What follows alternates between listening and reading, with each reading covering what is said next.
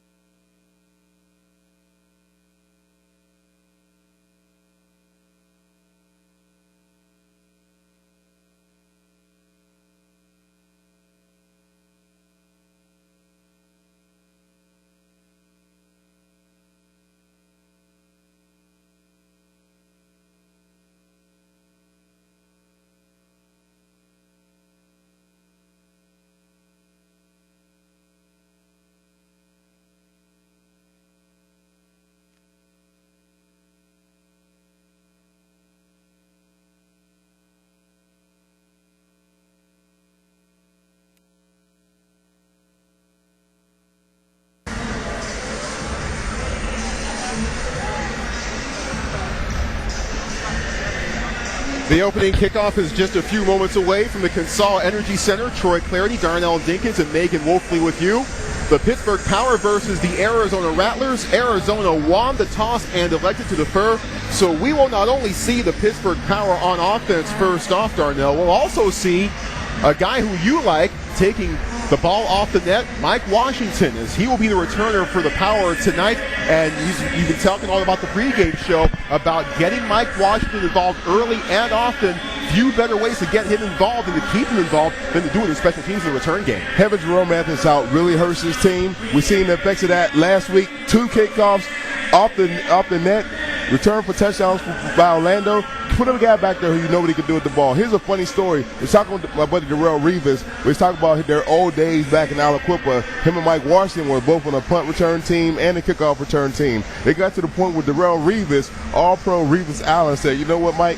You take these kickoffs because I can't even hold you. They're all over the place. You're running touchdowns. So that's the type of guy you got back there with Mike Washington. Electrifying guy, knows how to get to the end zone with the ball. I love seeing the kid play. He's electric, and they need that guy. And last week, we also seen the emergence of DJ Hall. Hadn't really seen live from him, Troy. 8 receptions, 81 yards, 3 touchdowns last week against Orlando. Played big. We need that type of production tonight if they hope to be able to contest with the Arizona Rattlers. Washington, Hall, Willis, and DeWalt will be the 4 receivers that Chris Siegfried will roll with tonight for the Pittsburgh Power. Arizona has the ball teed up, and waiting back deep is Mike Washington, as we are just a few moments away to get going here. The home season finale, the regular season finale for the home games here at Consol Energy Center, just about to unfold between the Pittsburgh Power and the Arizona Rattlers. Fabricio Scaccia advances on the football, and he sends the kick away. We go. Power, Rattlers enjoy the game. Kick taken 6 yards deep, far hash across the 5 starter steps, and is hog-tied at the 6-yard line, brought down there by Marquise Floyd, the fine defensive back for Arizona, making the special teams tackle. And it's our first chance now to see the Pittsburgh Power on offense, and they are led by their quarterback, Bernard Morris, completing 63% of his passes, 1,929 yards passing, 44 touchdowns versus 8 interceptions. Troy, we have teams like Arizona. You don't get the 14-2 by just having one phase of your team strong, offense strong or the defense strong, but every phase is strong, and their special teams coverage came down and covered that kickoff the way you're supposed to. 1st and 10 from the 6-yard line. We'll give you the Pittsburgh starting lineup after this play as Morris takes a snap, trips to the left, under pressure, steps up, and he'll take it himself across the 10, tripped up and taken down from behind at the 13-yard line as he's brought down by Riley Swanson, the jack linebacker for Arizona. Just tripped up there, does pick up 6 yards. It'll be 2nd down and 4 for Pittsburgh from their own 12-yard line. Let's set the rest of the Power starting offensive line for you. Up front from left to right, Chris Terrell, Jamar Folks, and Mike Byrne. The wide receivers, Mike Washington, DJ Hall, and Jason Willis. And the fullback is Mike Lucian. On 2nd and 4, back to throw, it's Morris. Pumps, now throws left side. Corner route, underthrown and intercepted. Picked off by Virgil Gray at the Arizona 13-yard line. That's Gray's 10th interception of the year, and it thwarts the Power's first possession of the night.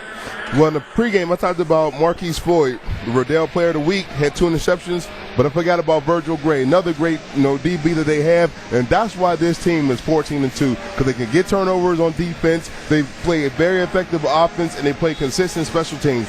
Good job right there. You got to put that ball out there. Bernard Morris a little bit behind, gave Virgil Gray a chance to make a break on the ball. Great interception, high point, and Mike Washington couldn't do anything but watch him catch the ball. So it's 1st and 10 for Arizona at their own 14-yard line. In motion, straight ahead slot to the left as Kerry Reed back to throw as DeVille. He's hit as he throws across the 20, but is tackled immediately as he gets it away to Kerry Reed to the 24-yard line. That's close enough, and that will move the chains. Will be a 1st and 10 for the Arizona Rattlers. Let's set the Power defensive starting lineup for you. Up front from left to right, Terrence Carter, Terrence Taylor, and Neil Purvis. The MAC linebacker is Gary Butler. The Jack linebacker is Linnell DeWalt. And in the secondary, Mariko Stevenson, Josh Lay, and Darrell Oliver.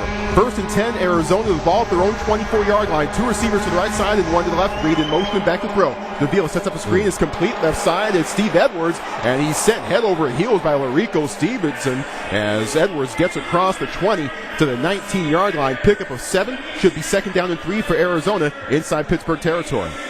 Now that is a big man running with the ball right there, Troy. Yeah, Steve Edwards is listed at 6'5", 330 pounds. I don't believe it. No, not at all.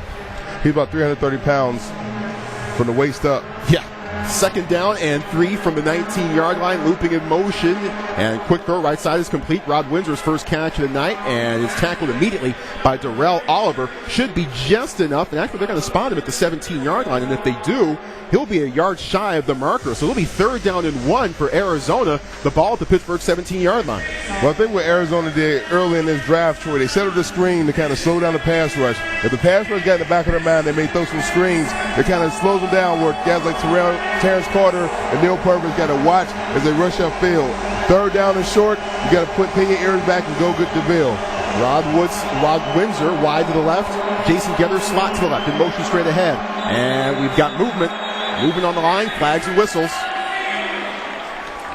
And 3rd and 1. Maybe about to become 3rd and 6. Disconcerting calls, 93 defense. Marking out the signals. 10-yard penalty. 1st down. That's probably just a fancy way of saying that Terrence Taylor was mimicking the snap count, and the officials caught him doing it. It'll be 1st and 10 for Arizona. Last week we seen some, not too smart penalties, and an offside penalty late in the game by 93, and it really hurt the team. You can't do things like that when you're right in the middle over the ball, Troy. There's no need to do that. Just play defense. Disconcerting signals. Was he using rough language or something? That's a bit harsh. 1st and goal from the 7-yard line. Gathers in motion and back to throw. DeVille to the end zone, overthrown and incomplete. Pass was too high for Gathers, who was well covered by Josh Lay in the very back of the end zone. A fan scrambles for it and grabs the ball in the 2nd row. You can keep the ball, but not the player. 2nd and goal from the 7 for the Arizona Rattlers. Right there, good pressure. But a Pittsburgh Power defensive line, Terrence Taylor, he needs to be more effective up the middle. When you look at the teams that have a really good pass rush, Troy, they get that defensive tackle to get right up the field. He's pretty much been non-existent the last couple of games. They need him to step up tonight in order to get in DeVille's space. 2nd down and goal. Ball at the 8. On the far right hash mark. 2 receivers left and 1 to the right. Play clock down to 4 to 3. Now the motion man comes. DeVille is back. Pumps, throws, caught, turning and scoring. Touchdown Arizona. Kerry Reed makes the grab, turns and scores, and the Arizona Rattlers take the interception, and they turn it into 6 points. 6-0 Rattlers. Right there, you see what Coach Chris Siegfried was talking about with the Arizona Rattler offense. Very consistent. They didn't seem out of whack. They knew exactly where they wanted to go with the ball, Troy. The defense pretty much was just non-effective. It was like, a passing drill for the Arizona Rattlers. They just hit the open man, very calm, very patient. 6 points for the Arizona Rattlers. Yeah, nothing rushed about that play at all as Davila with the pump fake, and that allowed Kerry Reed to get free. Allowed him to turn and score. Fabrizio Scaccia with the extra point. It's away. It is good. And Arizona leads Pittsburgh 7-0. With 10-11 remaining in the first quarter, we'll take the timeout on the field. You're listening to Pittsburgh Power Arena Football on Sports Radio 93.7 The Fan.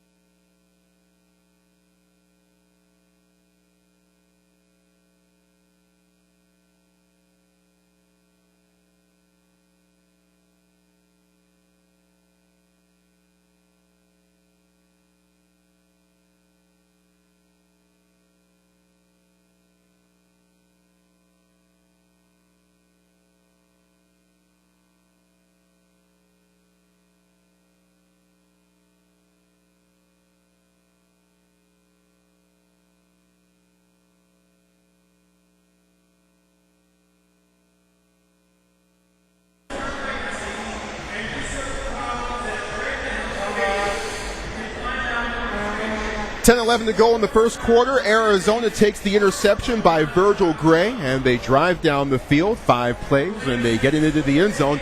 Kerry Reed with the touchdown grab from 7 yards away. Arizona leads Pittsburgh 7-0, and one reason why a team gets to be 14-2 is turnover margin. Arizona, as of right now, number 1 far and away in the league. Their turnover margin is now plus 29. That is absolutely amazing. That makes me. It reminds me of when I was in New Orleans. We won the Super Bowl. We were the leading team for the turnover margin, and that helps wins. Whenever you look at teams that win, they win the turnover margin. They win usually. Well, in the arena they don't have the rushing game, but they usually win the rushing game. But their offense is so consistent, you can't stop this team. Turnover margin and third down efficiency, I think, are the 2 key stats in football. As Fabrizio Scaccia advances on the football, sends the high spinning kick away.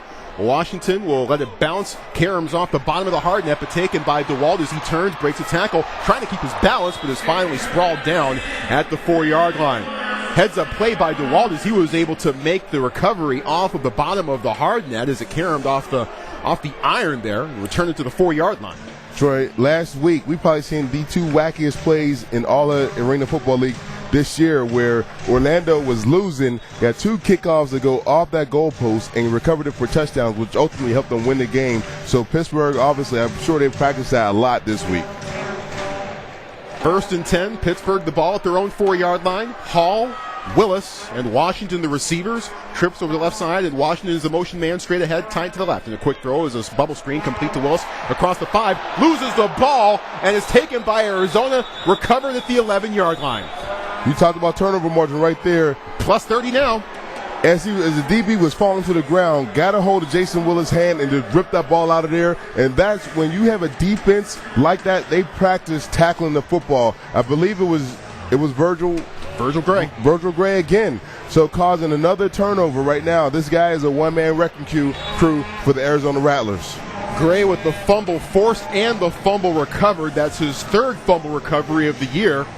And this one allows Arizona to set up shop 1st and 10 from the Pittsburgh 11-yard line. Gray already with an interception as well in this game. Meanwhile, Pittsburgh minus 10 in the turnover margin column.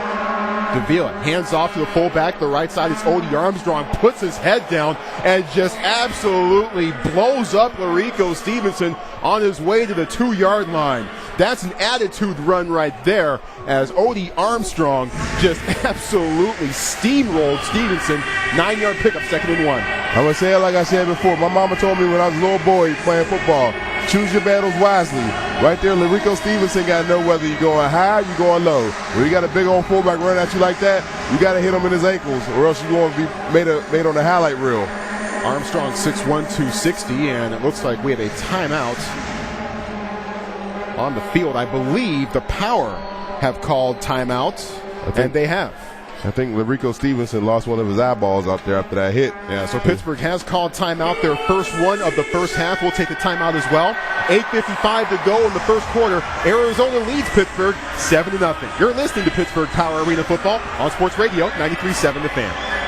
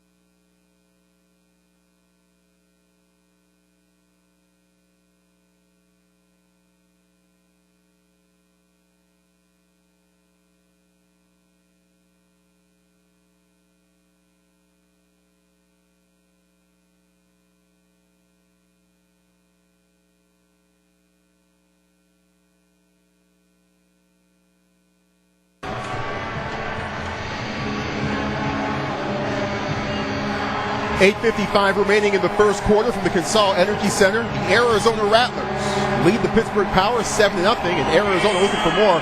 They've got 2nd and 1 from the Pittsburgh 2. 2 turnovers so far for Pittsburgh tonight. Trying to blow up my thunder stick. Start hitting it. Trips over to the left side on 2nd and 1. Davila takes the snap, looks, pumps, throws, end zone, caught, touchdown Rattlers. Rod Windsor makes the leaping grab in the back of the end zone, his 35th receiving touchdown of the year. And the Rattlers cash in on this latest turnover by Pittsburgh, 13-0 Arizona.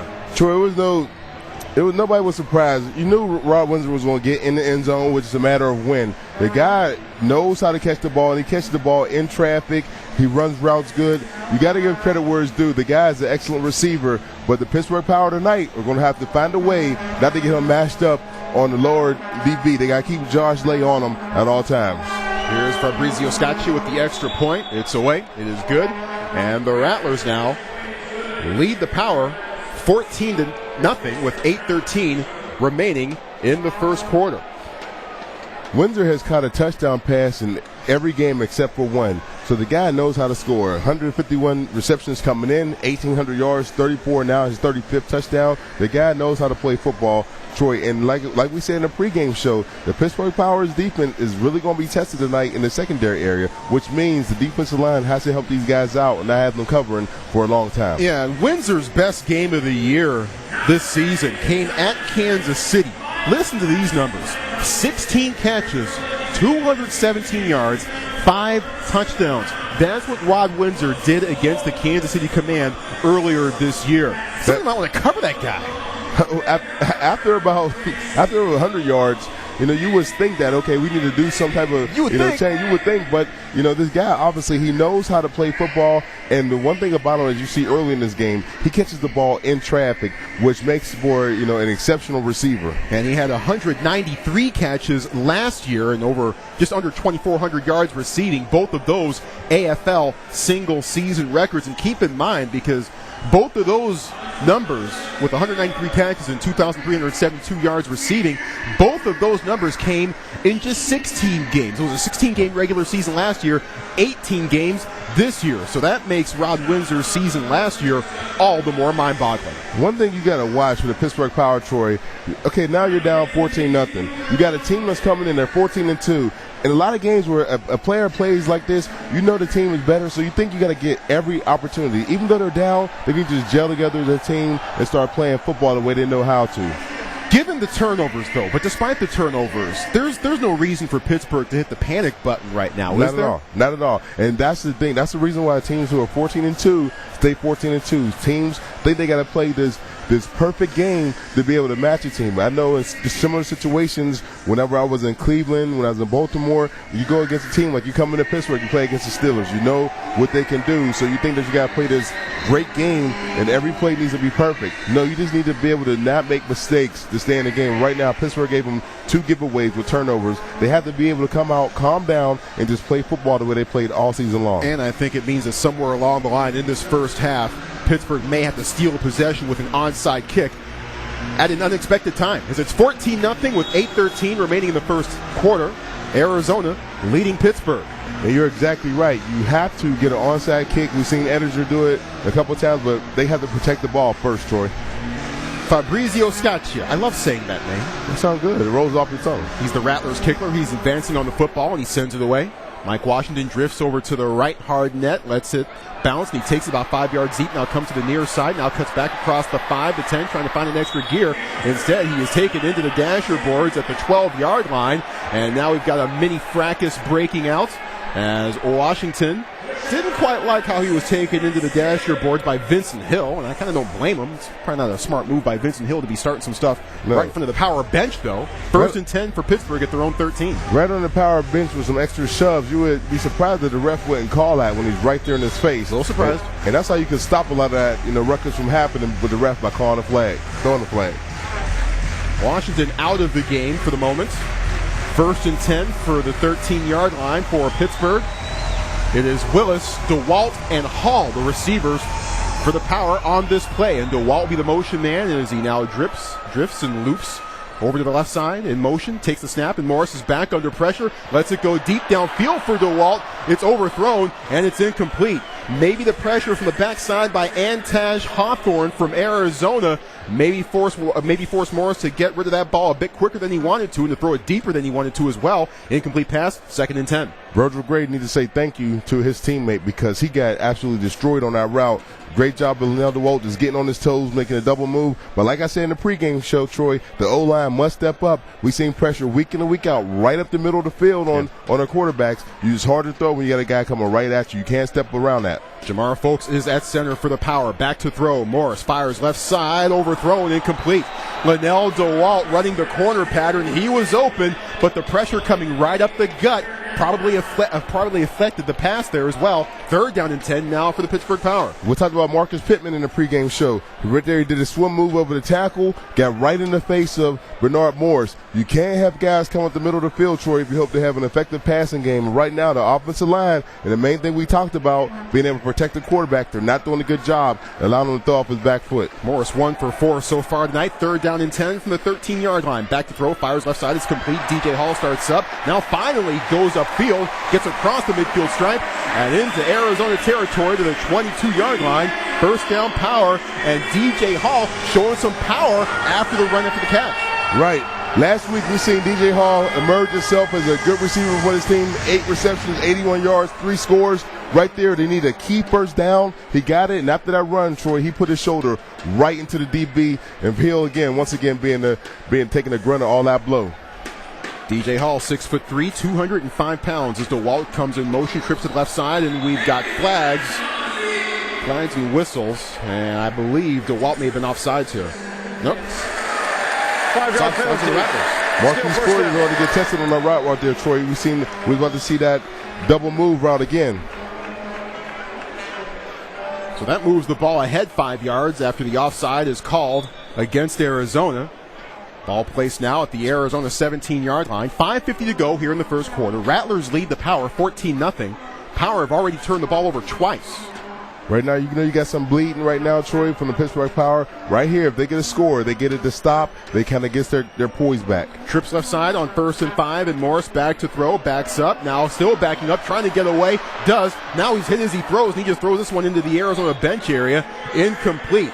Antaj Hawthorne helping to lay the big stick on Bernard Morris. That finally forced him to get rid of the football, but he was chased by every single member of the Rattler defensive front as well. 2nd down and 5.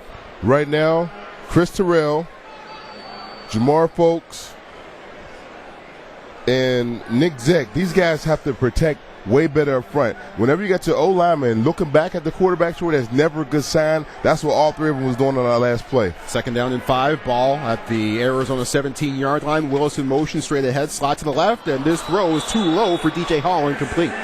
Hall couldn't handle it, and the pass was a bit low as well as they wanted to try to set up a little bubble screen over here to the near side. power offense not looking in sync, and now it's 3rd and 5 from the Arizona 17. Well, let's say this all year long. We've said that the Pittsburgh Power has pretty much matched the team that they played, right? Last week against Orlando, we seen a first half of football that was absolutely flawless from the quarterback to the receivers. Right now, they're a little on sync. They need to just get their rhythm down, get in the end zone, and live to play another play. 3rd down and 5, 2 receivers left and 1 to the right. And Morris throws over the middle, overthrown, incomplete. Thrown just a bit ahead of Linnell DeWalt, who was running a corner pattern. Pressure coming again, as Morris may have had to get rid of that one a bit early too. 4th down and 5, ball at the Arizona 17. Bernard Morris is not coming off the field. Bernard Morris right now needs to go in and say, guys, I just need one more second. We could have scored already. The O-line must do their job and protect first. Like we said about Arizona, a very consistent team on offense, defense, and special teams. 4th down and 5. Pittsburgh, the ball at the Arizona 17-yard line. Mike Washington in the game as he's a motion man, as he makes the catch and scores. Touchdown, Pittsburgh Power.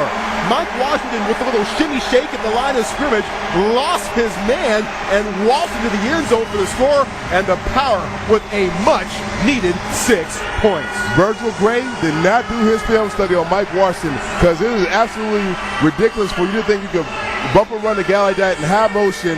Mike Washington, you can't stop this guy. They call it a joystick for a reason. Virgil Gray will be on his highlight reel once again. Yeah, he just left him in the dust. Aliquippa in the house, baby. Paul Ettinger for the extra point, 81 of 98 in this department so far this year. The snap, the kick, it is good. And Pittsburgh on the board with 3 minutes remaining in the first quarter. Arizona leads the Power 14-7. We'll take a timeout on the field. You are listening to Pittsburgh Power Arena Football on Sports Radio 93.7 The Fan.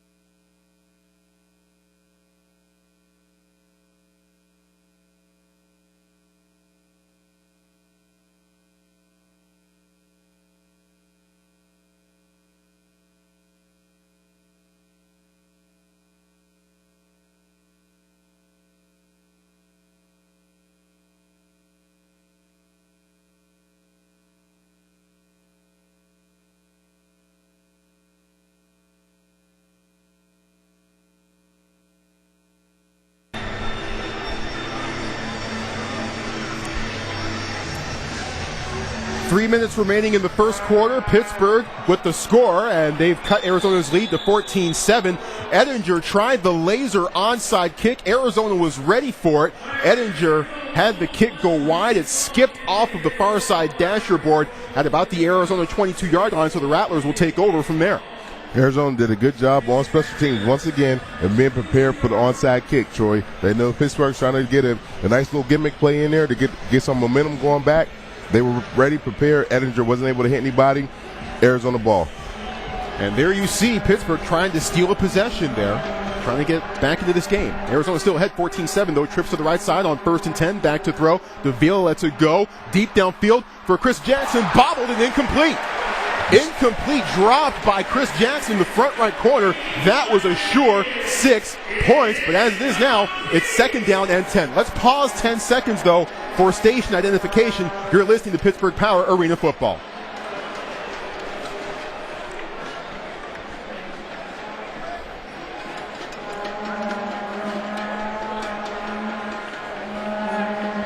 .2:11 to go in the first quarter. Arizona has the ball and the lead, 14-7. On 2nd down and 10, DeVille throws right side, too high, incomplete.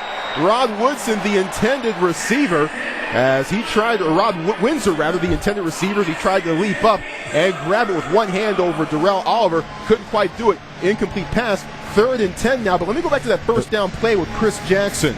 As the pass was right there in his breadbasket, he could not handle it. Jackson, signed by the Arizona Rattlers just a couple of days ago, a surefire Hall of Famer, looked very rusty in pregame warm-ups, has not played in 2 years, and I think we saw a little bit of that on that first down play.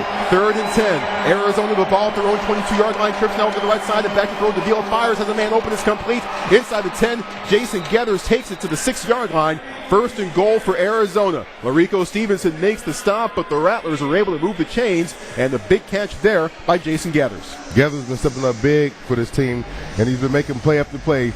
And like you said, with Jackson being so rusty, after being out for 2 years, you need guys like Gathers to be able to step up. Larico Stevenson couldn't stay with Gathers on that one.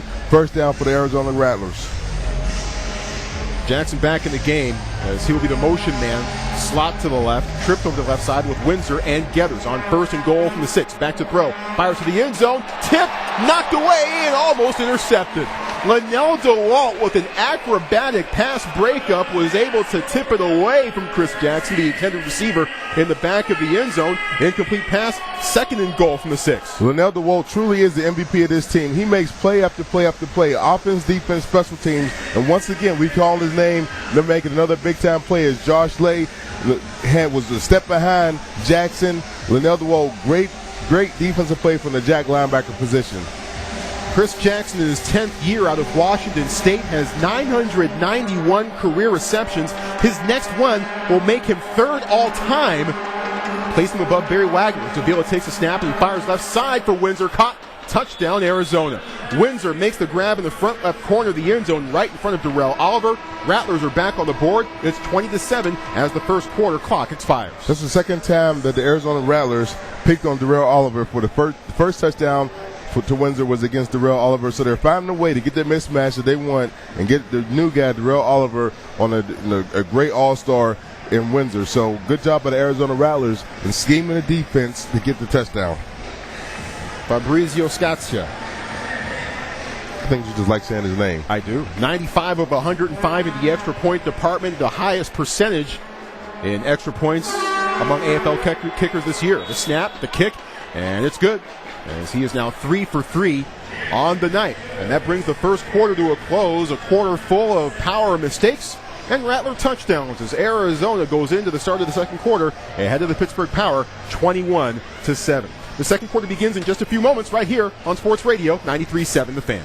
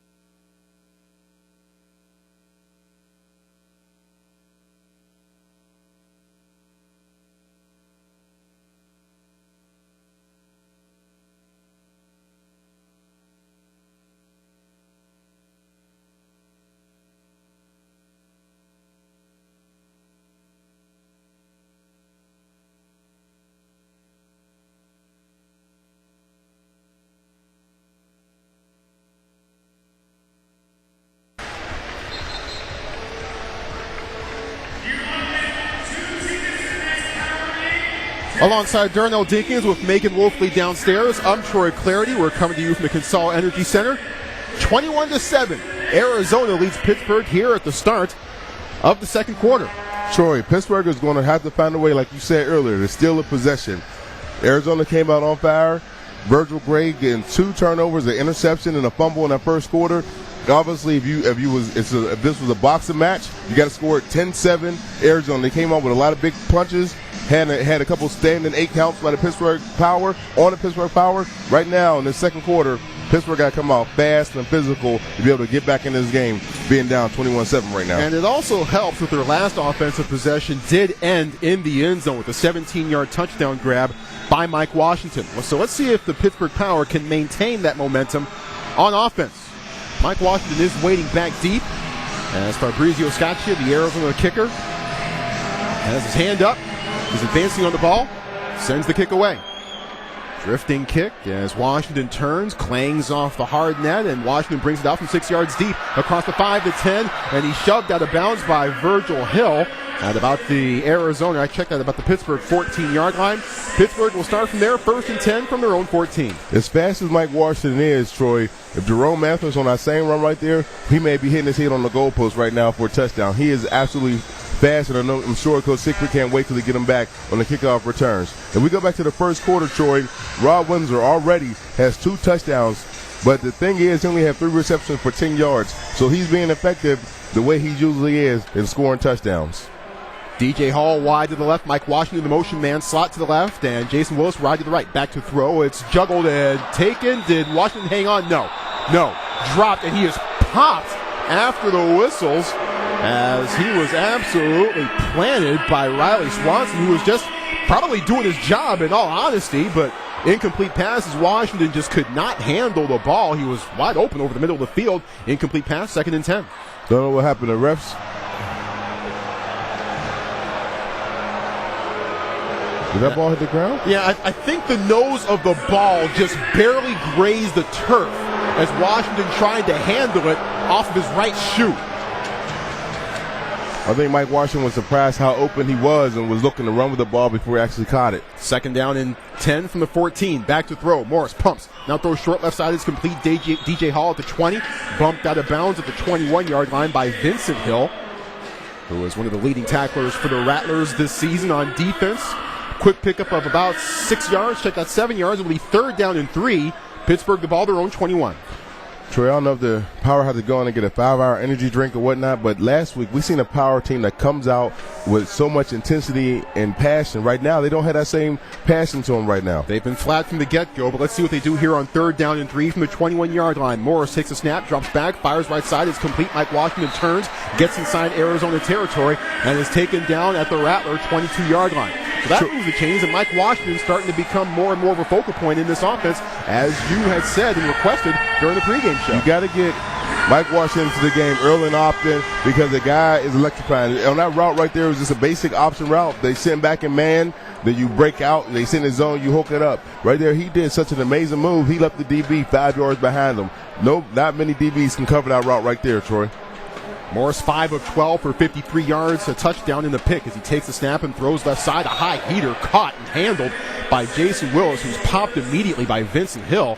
Willis makes the grab as he gets it across the 20 to the Arizona 17-yard line. Picks up about 5 yards. It'll be 2nd down and 5. And that's one thing the Power need to do, Troy, have the reemergence of Jason, what you talk about Willis, because last couple of weeks we really haven't spoken much about him. He's kind of, made catches here and there, but not the big plays like we had early in the season. Willis's 90th catch of the year.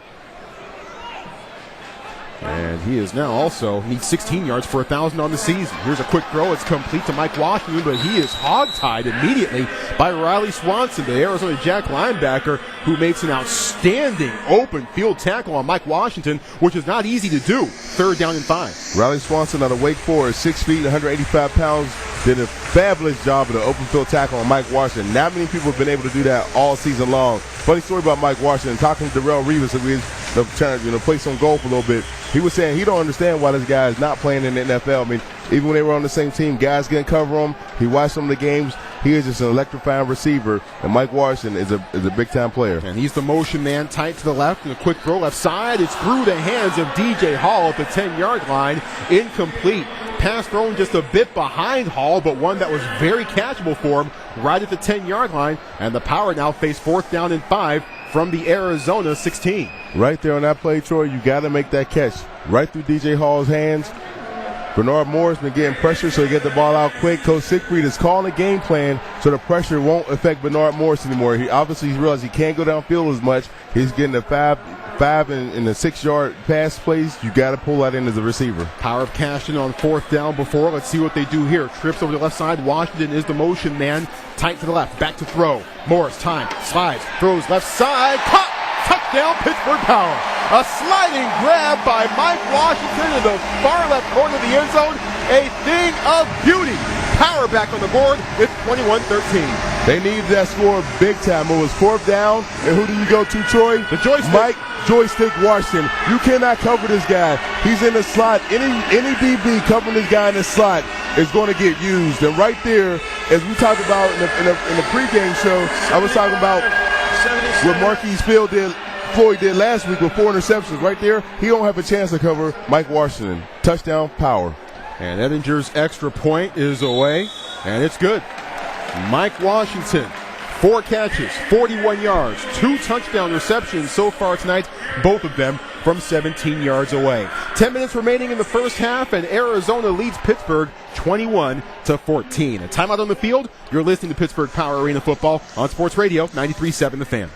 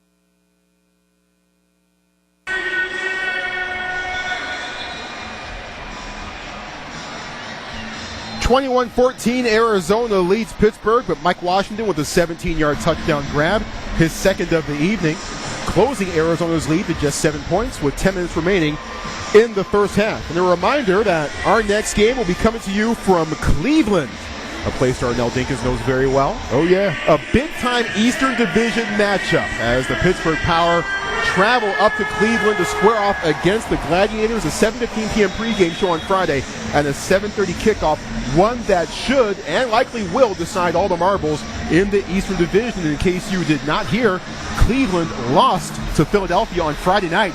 Their offense didn't even show up. They lost 49-21.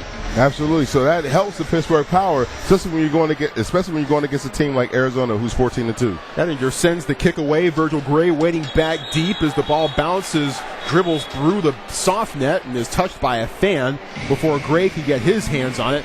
He's had his hands on the ball a lot, and unfortunately he plays defense for Arizona. But Pittsburgh will go on defense, and Arizona will start 1st and 10 deep inside their own territory. Right here, Troy, is a good time for the Pittsburgh Power defense to step up and give their team an opportunity to tie this ball game up. They haven't really been able to do much all this game so far. So right now is a good time for the defensive line to say, hey, we need to buckle down and get some pressure on this quarterback, and we hope to get back in this game. 1st and 10 from the 5. Nick Davila, the Rattlers quarterback, 7 of 11 for 56 yards, 3 touchdowns and no interceptions. Back to throw on 1st down, throws quickly, complete, left side, and is taken down immediately by Darrell Oliver. That's Rod Windsor and his 4th catch of the evening, giving him 155 for the year. But another short grab, only a pick of about 3 yards, will make it 2nd down and 7. And Rod Windsor really isn't going down the field, Troy, but what he's doing, once that ball hits his hands, is like a magnet. It's not going anywhere, and he's making consistent receptions for his team. 4 catches, but for just 13 yards for Windsor so far in this one. 2 receivers right side, 1 to the left on 2nd down and 7. Back to throw. Has time, now throws left side. It's complete across the 20 to the 21-yard line as he's shoved into the parabolic mic down here on the near sideline. That's Jason Getters with the grab, Larika Stevenson with the stop, but it's the 1st down for the Rattlers. Troy, story about Jason Gathers. He's from the U. But Trandon Harvey had it was a receiver who's injured for the Arizona Rattlers, has 95 receptions for 1,000 yards and 29 touchdowns. He's been injured. Jason Gathers' role stepped up, and he's been stepping up big time. I believe he has 79 receptions right now during the season. So he stepped up and filled into Trandon Harvey's role since he's been down, and this offense has still continued to click with him in there. Gathers in his 5th year from the U. 1st and 10, and here's a handoff to the fullback. Odie Armstrong cuts back and plunders ahead inside Pittsburgh territory and gets to about the 22-yard line. Strong running by the Arizona Rattlers fullback Odie Armstrong. 6'1", 260 pounds, has 17 rushing touchdowns so far this year. Armstrong is making a little highlight reel on some guys where once he makes contact, he's not going down until about 4 or 5 yards later, which is what a coach always wants to see from his running back, especially in a league where you don't run the ball that much. And not only until about 4 or 5 yards later, but also not until at least 4 or 5 black shirts are on him. 2nd down and 3. Ball at the Pittsburgh 22. Arizona ahead 21-14, and we've got movement and whistles. Neil Purvis may have come across early. 4, unabated to the quarterback. 5-yard penalty results in a first down. So that moves the ball now to the Pittsburgh 17-yard line, but more importantly for the Rattlers, they get a fresh set of downs. The Rattlers and many teams have been able to know that the Pittsburgh Power defensive line is very aggressive, especially with the defense in Neil Purvis, Terrence Carter. So what a lot of teams have been doing, Troy has been doing some screens and a lot of double counts to get big-time offside penalty last week against Orlando that helped them sustain the drive, ultimately will help them win the game. Windsor wide to the left. Chris Jackson slot to the left. Now Jason Gathers breaks off, comes in motion, trips now over to the left side. Back to throw. Davila has time. Fires right side. It's complete. Chris Jackson to the 11-yard line. Picks up 6 yards. And with that catch, that gives Chris Jackson 992 for his career. He is now in 3rd place all by himself on the AFL's all-time receiving list. 2nd down and 4 now for Arizona. Well, Chris Jackson, he's still trying to get those kinks out. He's kind of like the 10-man out there. He needs some oil because the second he caught that ball, he went down to the ground. I don't think he wanted to face any contact right now. And he dropped a sure touchdown earlier in this game. 2 receivers right, 1 to the left. Jackson, the motion man on 2nd and 3. Back to throw. Fires to the end zone. Incomplete. As Davila had to get rid of that one pretty quickly. Jackson wasn't open yet as he was very well covered by the power. 3rd down and 3 now from the Pittsburgh 10. And Troy, as you watched him in the pregame warm-ups, you said he looked very rusty. And in that route, he had a poker move on where he just trying to read the DB, kind of jogging through his route, was kind of tangled up with the DB and never made the breakout of the ball, which could have been big for the Pittsburgh Power if the safety could have been there to get that interception. Big 3rd down here. Arizona the ball at the Pittsburgh 10, 3rd and 3. 2 receivers right, 1 to the left, and perhaps movement. Perhaps movement as Steve Edwards flinched out of his stance, but are they going to get Terrence Carter for coming across the line? I don't know. Neutral zone violation, number 23 of the defense. 5-yard penalty results in a first down. Merry Christmas, Arizona. For the 2nd time on this drive, you have just given, or you have just received, a free first down thanks to a procedural penalty by the Pittsburgh Power defense. That play last week against Orlando when Terrence Taylor jumped off sides and caused to get him a first down after 4th down was one of the biggest plays of that game last week. They have to stop jumping off sides. Penalties have been a problem all year long with the Pittsburgh Power. Trips to the right side on 1st and goal from the 5. Davila pumps the toss, and now he throws the back left corner. Caught. Touchdown, Chris Jackson. As he makes the nifty one-handed grab, running beyond Linnell DeWalt. Josh laid there too. It doesn't matter. That's Chris Jackson's 319th career receiving touchdown, 2nd all-time in the AFL, and it gives the Rattlers a 27-14 lead over Pittsburgh. Well, right there, as he made that catch and hit that wall, I think it shook off most of the dust that he had on him, Troy, and hopefully he won't make any more one-handed catches tonight. So that makes it a 2-touchdown lead once again for Arizona. Scotcha for the extra point. The snap. The kick. It's good. And with 5:10 remaining in the first half, Arizona leads Pittsburgh 28-14. A timeout on the field. We'll observe it as well. You're listening to Pittsburgh Power Arena Football on Sports Radio 93.7 The Fan.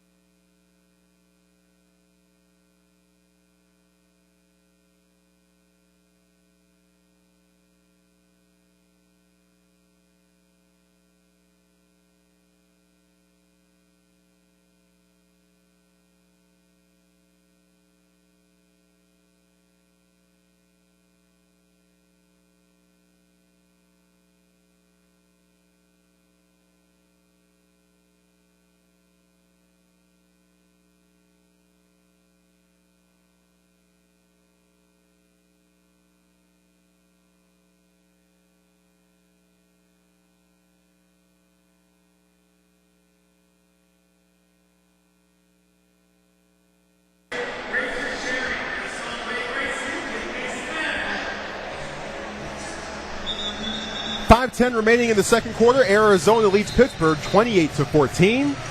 And the Power have some work to do as their offense has been sporadic. They put the ball on the carpet a couple of times to begin the game. They've since gained a bit of momentum getting into the end zone twice, but Arizona's been able to pace them. And right now, those two turnovers, the big difference in the game as Arizona leads by 2 scores. Sure, that's what I was going to say. The turnovers is a big difference in the game right now. They're down 28-14, and the Pittsburgh Power has to find a way to get at least one hold if they hope to at least try to tie this ball game back up. So let's hope that on special, we've seen turnovers on special teams last week, and the offense this week. Scotch advances on the football, sends the kick away. Washington turns and takes it off the right hard net from 6 yards deep. Now comes up across the near side numbers, across the 10, and is taken down out of bounds at about the 13-yard line is where they will spot him. And Arizona will have to go on defense. Pittsburgh will get possession of the ball when we return. 5 minutes remaining in the first half, and Arizona leads Pittsburgh 28-14. A timeout on the field and a timeout as well right here on Sports Radio 93.7 The Fan.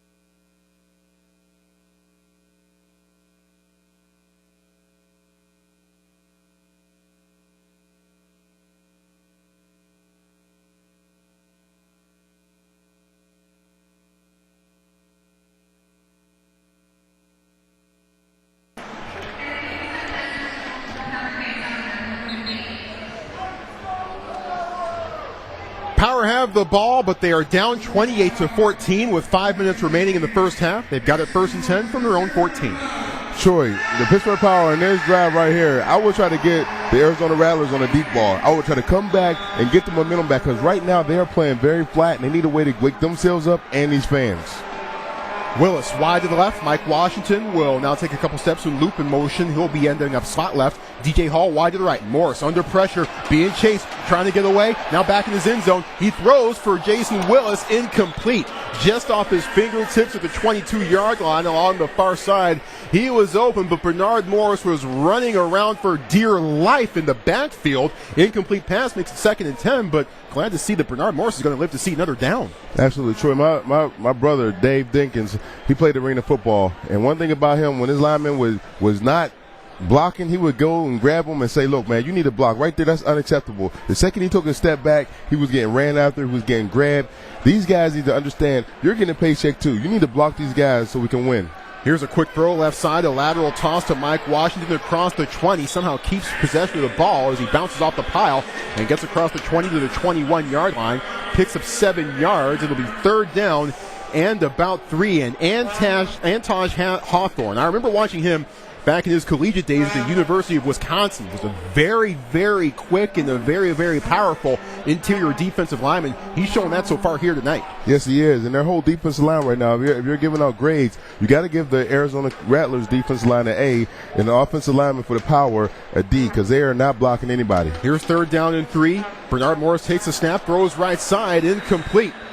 Well, clear miscommunication there on that route as Mike Washington ran a stop route and then Bernard Morris just threw it over his head. Maybe he was expecting him to run a bit deeper downfield. As it is, incomplete pass, 4th down and 3. Power going to go for it. All night, Troy, we've seen inconsistent play. We've seen guys, not on the same mark. We've seen offensive linemen not blocking. I don't think we've ever seen a team play this out of sync in any game.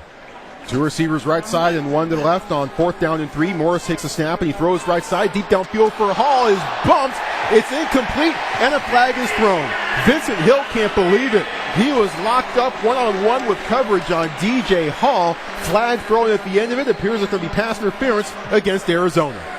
Troy, pass interference, number 6, defense. 10-yard penalty from the previous spot. Automatic first down. Gutsy move by Bernard Morris to go with the deep ball on 4th and short. DJ Hall need to go and get a referee a half foul because even though the DB was on, that ball went through his hands, Troy. And as a receiver in the AFL or any league, if it hits your hands, you got to pull that in. So after giving Arizona 2 first downs via penalty on defense, Pittsburgh gets a turnover via penalty on offense. 1st and 10. Now from the Arizona 19-yard line. Washington in motion and back to throw. A quick throw right side is complete on the screen as DJ Hall stutter steps, gets across the 15 and squirms to about the 14-yard line. Pick up a 5 after a team tackle by the Arizona Rattlers defense. 2nd down and 5. We've seen Vince Hill, number 6 for the Arizona Rattlers, coming there. And what they're doing, Troy, is they're attacking that ball. They got one guy to hold them up, and the other guy will try to strip up that ball to get more turnovers. That's how you are up, and you're number 1 in the AFL from the turnover ratio because you attack and try to tackle the football, not only the ball carrier. 2 receivers left side, 1 to the right on 2nd down and about 3. Mike Washington in motion, slot to the left, and here's a quick throw and a diving grab of a hard fastball by Morris. DJ Hall makes it, and he gets it. 1st and goal for the Pittsburgh Power at the Arizona 7-yard line. Nice grab by DJ Hall. Nice grab by DJ Hall. A really good first down. The ball was a little behind him. We went down and got it. Right now, this is around the Linnell DeWalt area where he comes in and usually gets his touchdown of the game. So I don't see him in the lineup right now, but I wouldn't be surprised if we see number 10 soon. Nope, it's Willis, Washington, and Hall, the wide receivers for Pittsburgh, in the game right now on 1st and goal from the 7-yard line. Washington in motion and back to throw is Morris. Time slipping away, loses the ball, and is pounced on by Arizona back at the 16-yard line. Arizona's defensive front is making life miserable for Bernard Morris. He coughs up the ball there. The Rattlers with their 3rd turnover received of the night. Troy, in the pregame show, my second key to the game was the O-line must protect Bernard Morris, and they cannot give up pressure up the middle of the field. And once again, we've seen that. The O-line are not blocking. They're getting pressure at the middle of the field. You can't expect the quarterback to step into any throws or complete a lot of throws if you do not protect them. Tyre Glasper, the MAC linebacker for Arizona, came in untouched and just pounded Bernard Morris, who lost the ball, and it was fallen on by Antash Hawthorne of the Rattlers. The last touchdown by the Arizona Rattlers was right after a turnover.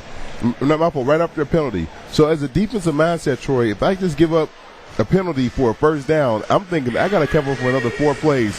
We've seen a lot of times where the Pittsburgh Power has given up touchdowns right after a penalty. Right here, we've seen them give up touchdowns right after a turnover.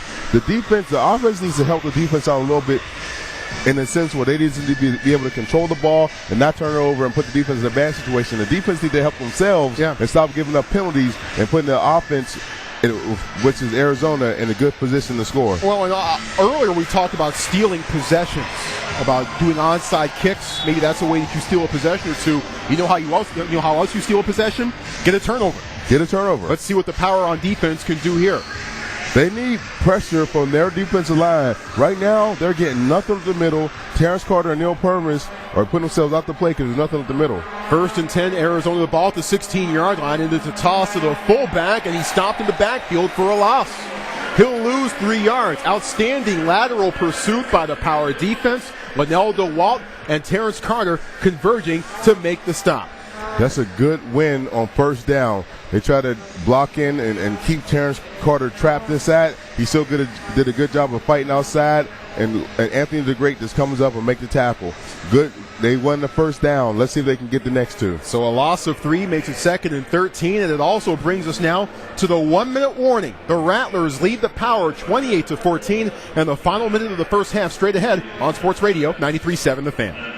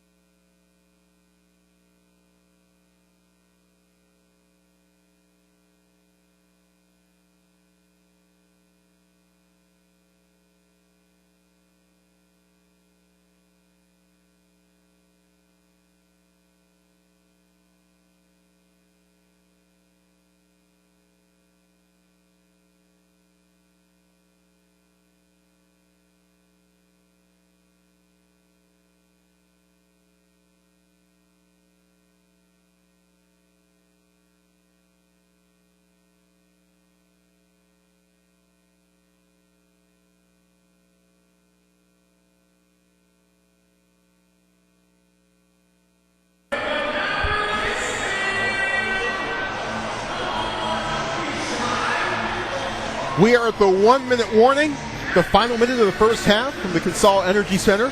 Arizona leads Pittsburgh 28-14. And a reminder of the timing rules with inside a minute to go in the first half is now the clock stops on out-of-bounds plays and on incomplete passes. So it's a chance for more possessions here in this final minute of play before the first half. Troy, do you really get to see a coach's savviness in his last minute of coaching? Time management is key as Neil Purvis jumps off sides again. Offsides, number 4, defense, unabated to the quarterback. That's a 5-yard penalty. They're in the bonus. It's an automatic first down. So instead of 2nd down and 13, it is now 1st and 10. Arizona with the ball at their own 18-yard line. Troy, I don't know how many times we said tonight, penalties. Penalties will kill you, and you cannot have penalties like that. I understand having physical and tough penalties or penalties where you're being overly aggressive, but those right there are mental penalties. The penalties before the snap of the ball are penalties that you do not need, and we get a lot of them week in and week out, which ultimately ends up making us put ourselves in bad positions. 4th penalty of the night for the Power. And the worst part about that whole thing is that it is now 1st and 10 for Arizona at their own 18-yard line. Trips to the right side, the quick throw. Right side is complete to Windsor across the 25. Tries to get out of a couple tackles, and he does. Gets across the 20 to the 16-yard line of Pittsburgh, and it'll be a first down for Arizona as Rod Windsor with a nice little patient run after the catch, a little shake and bake. Nothing too fancy, just moving the chains once again for the Rattlers. The Arizona Rattlers, like Coach Siegfried said, they are a very consistent offense. They're a very consistent defense. Nothing overly impressive, but they just stay consistent. That's what we'll be seeing tonight. A team that's playing within their own means. They know how to move the ball downfield. 1st and 10 from the Pittsburgh 15. Here's a handoff to Odie Armstrong. Takes Terrence Carter with him across the 10 to the 9-yard line. Picks up 6 yards. It'll be 2nd down and 4 from the Power 9. Power have called their 2nd timeout of the first half. Actually, no. Yes, they have. Their 2nd timeout of the first half. And the clock is stopped with 43 seconds left to go. And the Pittsburgh Power, Troy, just need to find a way to get themselves back into this game, trying to get some momentum going. People don't understand, Troy, in playing a lot of football, it's about 10% physical, 90% mental. And if I can keep my mental edge going, if I can stay sharp, if I don't start, showing that I'm getting beat down mentally by putting my hands on my, when you see guys putting their hands on their hips and they're kind of putting their head down, that's showing that you're getting beat mentally. And right now, Arizona is just staying very poised, very relaxed, and they look very fluent in everything they're doing on both sides of the ball, offense and defense. Yeah, very patient, very good flow with this Arizona Rattlers squad, and they're in control of this game. But it's not like they're strutting, not like they're preening, not like they're not. It doesn't look like they're exerting a whole lot of effort in getting there. Then again, you recover 2 early turnovers. That helps you out a lot there. Jason Getters loops in motion, and there'll be trips to the right side. And the handoff is to Odie Armstrong, and he's taken down at the line of scrimmage. Terrence Taylor this time with the stop as Armstrong doesn't get started. Pittsburgh, I believe, has called their 3rd and final timeout. They have. Clock stop. 38 seconds remaining. I believe Arizona right there is just trying to run the clock out and get the halftime. Very good call by them, but hopefully the Pittsburgh Power defense can hold. Right now you got 3rd down. If they run one more play, they have to get a first down, or else Pittsburgh will have another opportunity maybe to score a touchdown. So let's see how these two coaches kind of square off in this last couple of minutes. What Maurice Blandon, the defensive coordinator for the Pittsburgh Power, are going to do. If it were me, I would send pressure at the quarterback, but you got to be aware of the screen in times like this. Keep in mind that Arizona is supposed to receive the second half kickoff. It's 3rd down. Ball at the Pittsburgh 9, and there's a quick throw left side. It's complete, and it's Barry across for Kerry Reed to about the 6-yard line as he's tackled by Darrell Oliver. About a yard shy of the marker, sets up 4th down and 1 from the Pittsburgh 6. Going to be 4th down and 1. Troy, with the way Armstrong, their running back, has been running all night, I wouldn't be surprised if they just turn around and hand it to him, because he's taking about 3 to 4 guys with him every time he touches the ball. Power have no timeouts remaining as Arizona finally calls theirs with 14 seconds remaining. So that's their first timeout of the first half. And it doesn't appear that they're going to try for the field goal here. It appears that they're going to try to go for it here on 4th and 1 from the Pittsburgh 6. At the half, we will take you around Week 18 in the Arena Football League, as this is the only game that is left to be played and completed. Some interesting goings-on around the league as the playoff race is in full effect. We'll keep you up to speed on what's new, what's happening, and what you need to know as Week 18 of the Arena Football League season comes to a close here tonight. Troy, I can't believe how fast it's gone. I mean, from Utah to Orlando here, the game against Milwaukee here a couple weeks ago. I mean, it's been a phenomenal season. I can't believe it's coming to an end. Well, hopefully we get a couple more of these after the regular season is done. But let's see what happens here on 4th down and 1. And Pittsburgh has no timeouts left. It looks like they're trying to call one. Play clock was down to 3. Illegal substitution, Pittsburgh. Half the distance, 1st down. Perhaps Pittsburgh had the wrong personnel out on the field, or too much personnel out on the field, and they couldn't get folks set in time. Looked like they tried to call a timeout, but they have none left. And once again, a penalty gives Arizona a free 1st down. And that is a drive killer, and that could be ultimately a game changer for this game, because Arizona can then score and they get the possession as we get into the second half. So that could be crucial, Troy. 1st and goal from the 3-yard line. Davila under center. Takes a snap, throws short left side, caught. Touchdown Rattlers. Kerry Reed makes the grab right in front of Brian Williams, the newest member of the Pittsburgh Power. Arizona adds 6 more. It's 34-14. Right there, just a miscues on defense, giving them a free 1st down. Like I said, football is a mindset, Troy. And now that you know you've given up the 1st down and you're not playing for 4th down, it changes your mind. And right there, the Pittsburgh Power just got beat by the Arizona Rattlers on just a basic out route. That was actually Josh Lay with the coverage there. Scotcha for the extra point as he sends it away, and it's no good. Not too many of those from the foot of Scotcha this year. That's only the 11th miss of the year for him. But it's still 34-14, Arizona leading Pittsburgh with 9 seconds remaining in the 1st half. Well, Pittsburgh don't figure out something quick. Scotch's leg's going to be hurting because he's kicking so many extra points. Right there, right now, we said in the pregame show, Troy, the defense has to step up in this game in order for the Pittsburgh Power to have a chance. Right now, with 34-14, I don't think they've been doing their job, but ultimately the offense hasn't been helping them either by putting the ball on the ground 3 times. Yeah, and Arizona is 14-2, but those 2 losses have come by a grand combined total of 2 points. Wow. They could very easily be 16-0 as they lost on a blocked field goal at the buzzer at Spokane, 70-69. Shock won that one. Then 2 weeks later, they lost to Chicago when the Rush kicked a field goal to go ahead with 1 second on the clock. They lost that game 50-49. So Arizona, with a bounce here, a bounce there, could easily be 16-0 at this point in the season. Well, it shows why they are 14-2. They have been very consistent, not making many mistakes, Troy. You don't see too many pre-snap penalties on the Arizona team, and those are ways that you ultimately do not beat yourself. And right now, we see the Pittsburgh Power beating themselves with turnovers and penalties. A lot of the little things that Arizona is doing that Pittsburgh has not done. That's been the difference all night. Plus those 2 big early turnovers as well that have helped put the Power in this hole. Scotchy advances, sends the kick away. Karam's high off the right hard net. Washington from 5 yards deep, coming near side, heading out to the numbers across the 15, and is taken down across the 15 at about the 17-yard line. Clock stopped, 3 seconds remaining. The Power will have one more chance to try to get some points on the board here before the half. The Pittsburgh Power right here, you just want to hopefully end on a good note. Hopefully you can end up and going 21-34. You can score a touchdown right here. It looks like they're going to bring out Edinger and try a field goal. They are, as the ball is spotted at Pittsburgh's own 18-yard line. So this would be about a 47-yard kick for Edinger. Edinger 3 of 8 in field goals this year. His longest kick made so far this year has been 45 yards against Spokane.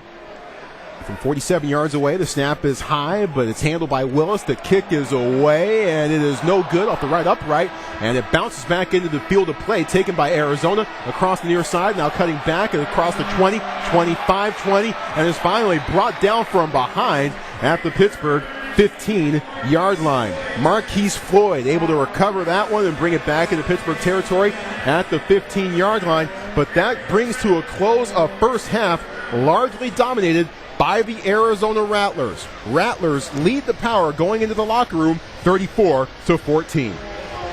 They need to thank Jason Willis on that one because Floyd was about to go right into the end zone. So Willis came up big once again, tackling Marquise Floyd after the kick after the missed field goal. Right now, Pittsburgh has to go down, settle down, regroup. Troy, it's almost like being in a heavyweight fight, and they just did not do what they needed to stay with the Arizona Rattlers. Let's head downstairs where Megan Wolfley has the head coach, Chris Siegfried. Coach, 3 turnovers, kind of unnecessary penalties. The team does not seem like it's gelling together at all. What's going on? We're just not protecting Bernard. You know, it's just it's pretty embarrassing up front, the protection in the middle. But we got to make some adjustments and at least try to make this a game in the second half. You cannot turn the ball over against the good football teams in this league. 3 turnovers in the first half is the difference in the game. One underthrown ball in the beginning, thought we could recover from that, but the 2 fumbles just unacceptable. We'll see you in the third quarter. Yep. All right, I will see you guys in the third quarter too. All right, Megan makes a bunch, and very easily said by Chris Siegfried, turnovers and penalties and a lack of protection all adding up to a 34-14 deficit. Arizona leads Pittsburgh at the half. We will take you around Week 18 in the Arena Football League in just a few moments. Troy Clardy, Darnell Dinkins, Megan Wolfley here with you from the Consol Energy Center, and you're listening to Pittsburgh Power Arena Football on Sports Radio 93.7 The Fan.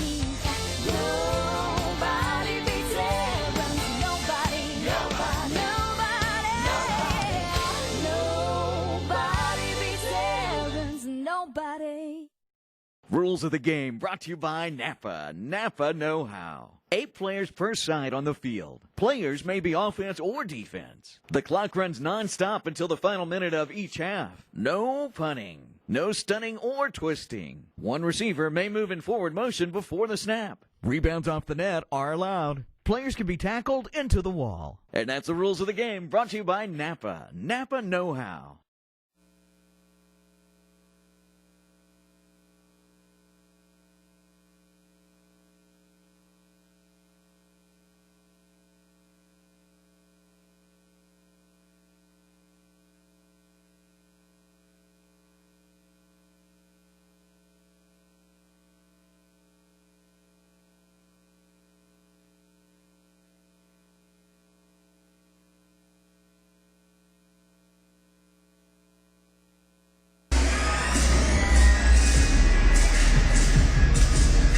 Halftime at the Consol Energy Center. Arizona leads Pittsburgh 34-14. Troy Clardy, Darnell Dinkins, Megan Wolfley with you, and it's time to take you around the AFL.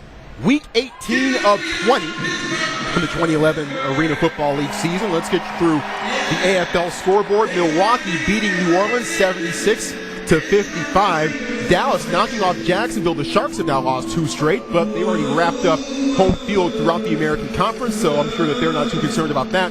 But Dallas beating Jacksonville 75-70. Chicago beats Georgia 51-41. Tulsa all over Tampa Bay, who is all of a sudden going in the wrong direction again. Talents beat the Storm 70-33. Iowa beats Kansas City 48-40. Spokane beating Utah 76-49. And San Jose knocking off Orlando 60-40. But of course, the one big final that we're all concerned with around here happened on Friday night in Philadelphia as the Soul beat the Cleveland Gladiators 49-21. So that means Cleveland falling to 9-7 on the year as of right now. Their lead over Pittsburgh in the Eastern Division as of right now is a half game. If somehow Pittsburgh is able to turn around and win this game, it would set up a tie for the top spot in the Eastern Division, and it would set up a winner-take-all scenario in the Eastern Division on Friday night when Pittsburgh travels to Cleveland. But right now, you look at the standings, the Pittsburgh Power not out of this at any stretch of the imagination, but and even better with them having knocked off Cleveland earlier this year, they would win any tiebreakers if it came down to it against the Gladiators. Yeah, they would. But they need to do what they need to do in this game, Troy. Let's start with this game. Is that they need to stop having penalties. Each and every week, they've been having penalties, been costing them games. They need to come together and say, look, we need to first and foremost stop the dumb penalties, stop the penalties before the snap. And secondly, we need to protect our quarterback. If we want to give her a chance to win this game and any game moving forward, you got the Arizona game, you got Cleveland next week, and then you finish with Philadelphia. These things can be rectified and help this team win, but they have to start right now in the locker room right now. Coach Siegfried has to say, look, guys, you guys got to stop jumping outside. Stop having dumb penalties. The offensive line, you guys need to earn your keep and block Bernard more so we can make these throws downfield, because right now you are ineffective. So if we want to win this week and hopefully win the next 2 weeks and get a chance to even play in the playoffs, we need to start blocking right now to the end of this season. As we take a look at the American Conference, though, Jacksonville, as mentioned, is the #1 seed. That has already been clinched. They will have home field throughout the American Conference in the playoffs. They're at 13-3 and atop the Southern Division. But here are some other teams that Pittsburgh needs to keep in mind and keep an eye on as far as the playoff picture is concerned. Georgia and Orlando. Both of those teams right now at 9-7, and both of those teams lost this week as well. If Pittsburgh and if the Eastern Division wants to get two teams into the playoffs, they need Georgia and Orlando to start losing, especially for Pittsburgh's case, because they would lose any tiebreakers against Georgia and Orlando because they've already lost both to both the Force and the Predators so far this year. So obviously, you know, in the driver's seat here as far as what Pittsburgh needs to keep in mind here as far as who they need to keep tabs on in the playoff chase is Cleveland. Yes. But also in the rearview mirror, they also need to keep in mind what Georgia and Orlando are doing as well. Scoreboard watching around the Arena League, it's one of the best times of the year in the season. It is, and it's great that Pittsburgh is even in this situation, Troy, where they can still be in contention for games. But when you come down to it and you're 8-7 and you try to figure out who's winning and who's losing, you think back to games like the Tampa Bay game when they lose 62-55, when they had the game and won the whole time, or the Orlando game when they lose 62-54 and they had the game and won the whole time. 2 turnovers on the special teams, 21 points of the special teams really killed them in that game. So you look at these games, that's 2 solid wins that they had. Right now they could be sitting pretty, Troy, and I guarantee Coach Siegfried, the team, and all these guys in the locker room right now are saying, you know what, this is our season right now. Some things that we're doing we haven't done all year. We need to come back out, finish this game strong, and look forward to playing Cleveland next week. By the way, the National Conference, 3 teams have clinched playoff berths. Chicago and Dallas in the Central Division. Those teams 12-4 and 11-5 respectively. And Arizona at 14-2 has already clinched the Western Division as well. So in the National Conference, Chicago, Dallas, and Arizona have clinched playoff spots. Meanwhile, in the American Conference, only Jacksonville has clinched a playoff bid. But we will find out a lot of answers as far as Pittsburgh's postseason picture in the weeks to come. But right now, we need to figure out what they're going to do in the second half of this one, as they are down to Arizona 34-14, and the second half is just a few moments away. Troy Purdy, Darnell Dinkins, Megan Wolfley with you from the Consol Energy Center. News, notes, and stats from the first half of this one straight ahead on Sports Radio 93.7 The Fan.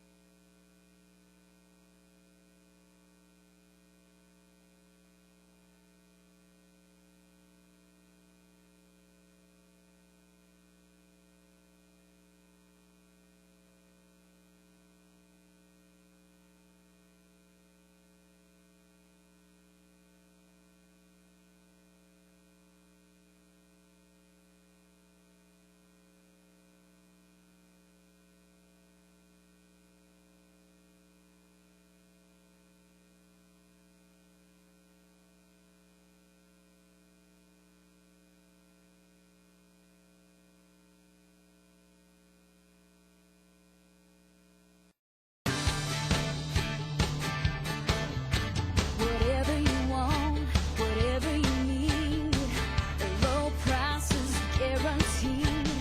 You can have it now, you don't have to wait. You can buy a lease to own the Aaron's way. Nobody beats Aaron's. Nobody. Nobody beats Aaron's. Nobody. Rules of the game brought to you by Napa. Napa know-how. 8 players per side on the field. Players may be offense or defense. The clock runs non-stop until the final minute of each half. No punting. No stunning or twisting. One receiver may move in forward motion before the snap. Rebounds off the net are allowed. Players can be tackled into the wall. And that's the rules of the game brought to you by Napa. Napa know-how.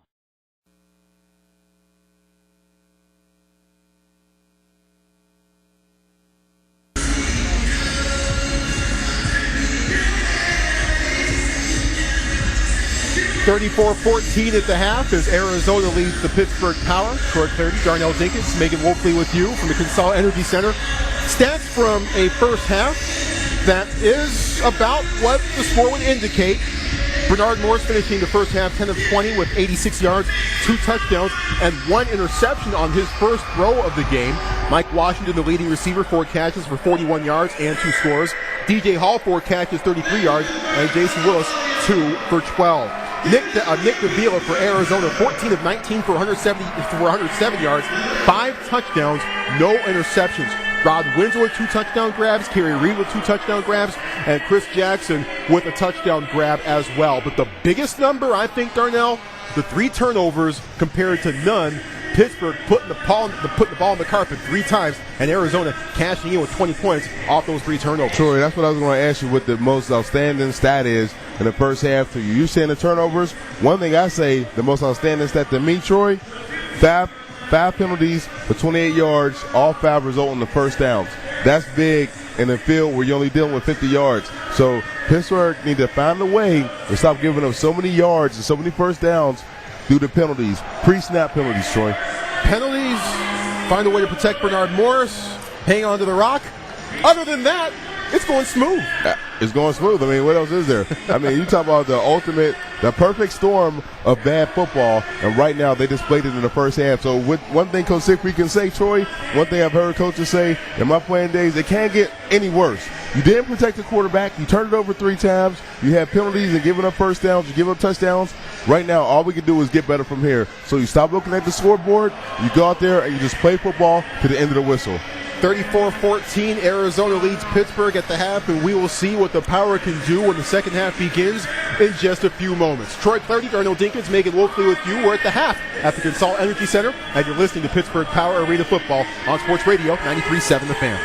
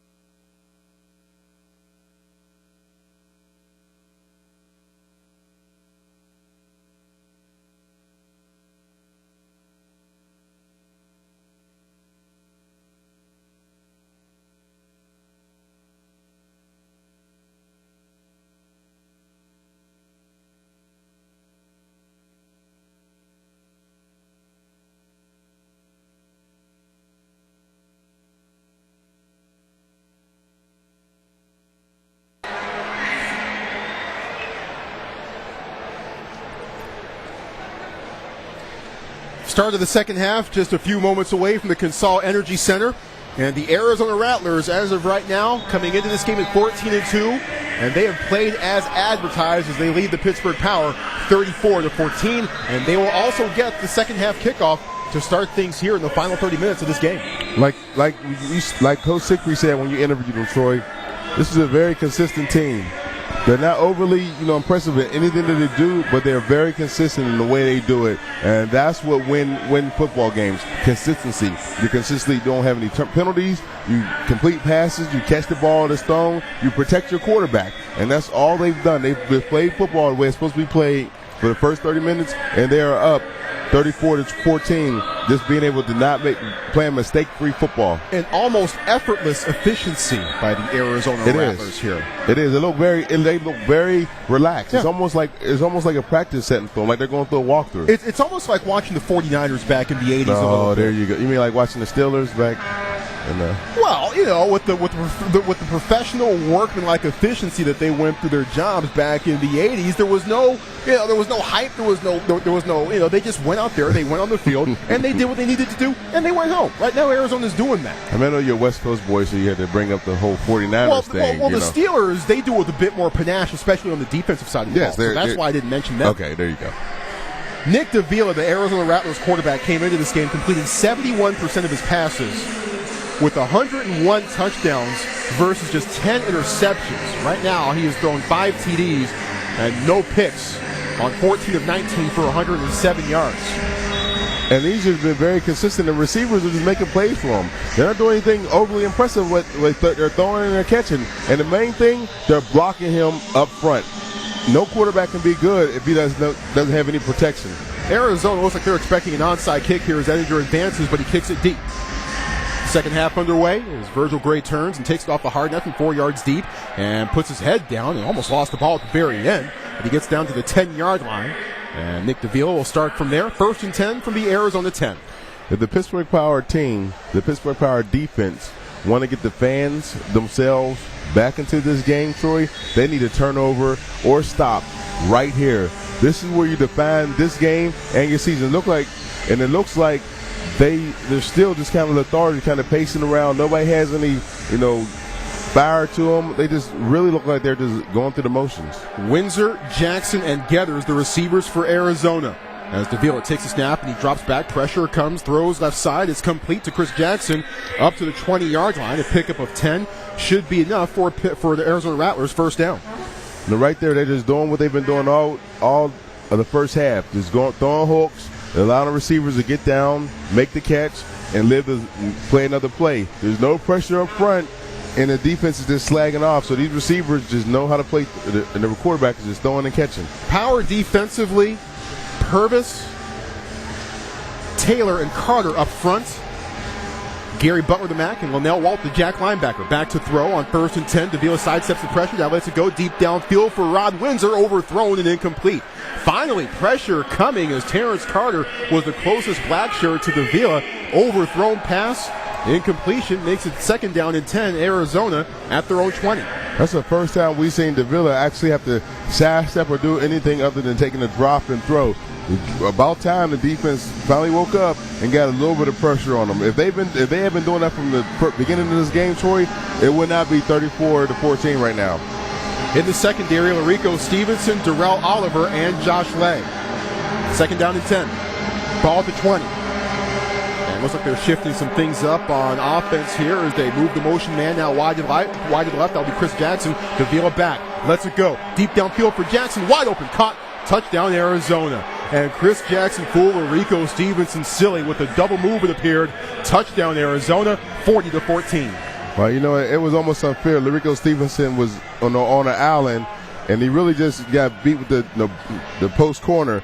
And Jackson obviously showed why he is such an effective receiver and why he's been able to be so good. He got on his toes and then made him go one way. He broke the other way. Touchdown for the Arizona Rattlers. He has not played in the Arena League since 2008 when he was the winner of his 2nd AFL Offensive Player of the Year award. And even though he's been rusty, and he looked rusty in the pregame warm-ups and hasn't been 100% effective so far in this game, he's made some catches when he's needed to. As Scotchy handles the extra point, it is good. And he has given the Arizona Rattlers a 41-14 lead here at the beginning of the third quarter. A timeout on the field. We will take it ourselves. You're listening to Pittsburgh Power Arena Football on Sports Radio 93.7 The Fan.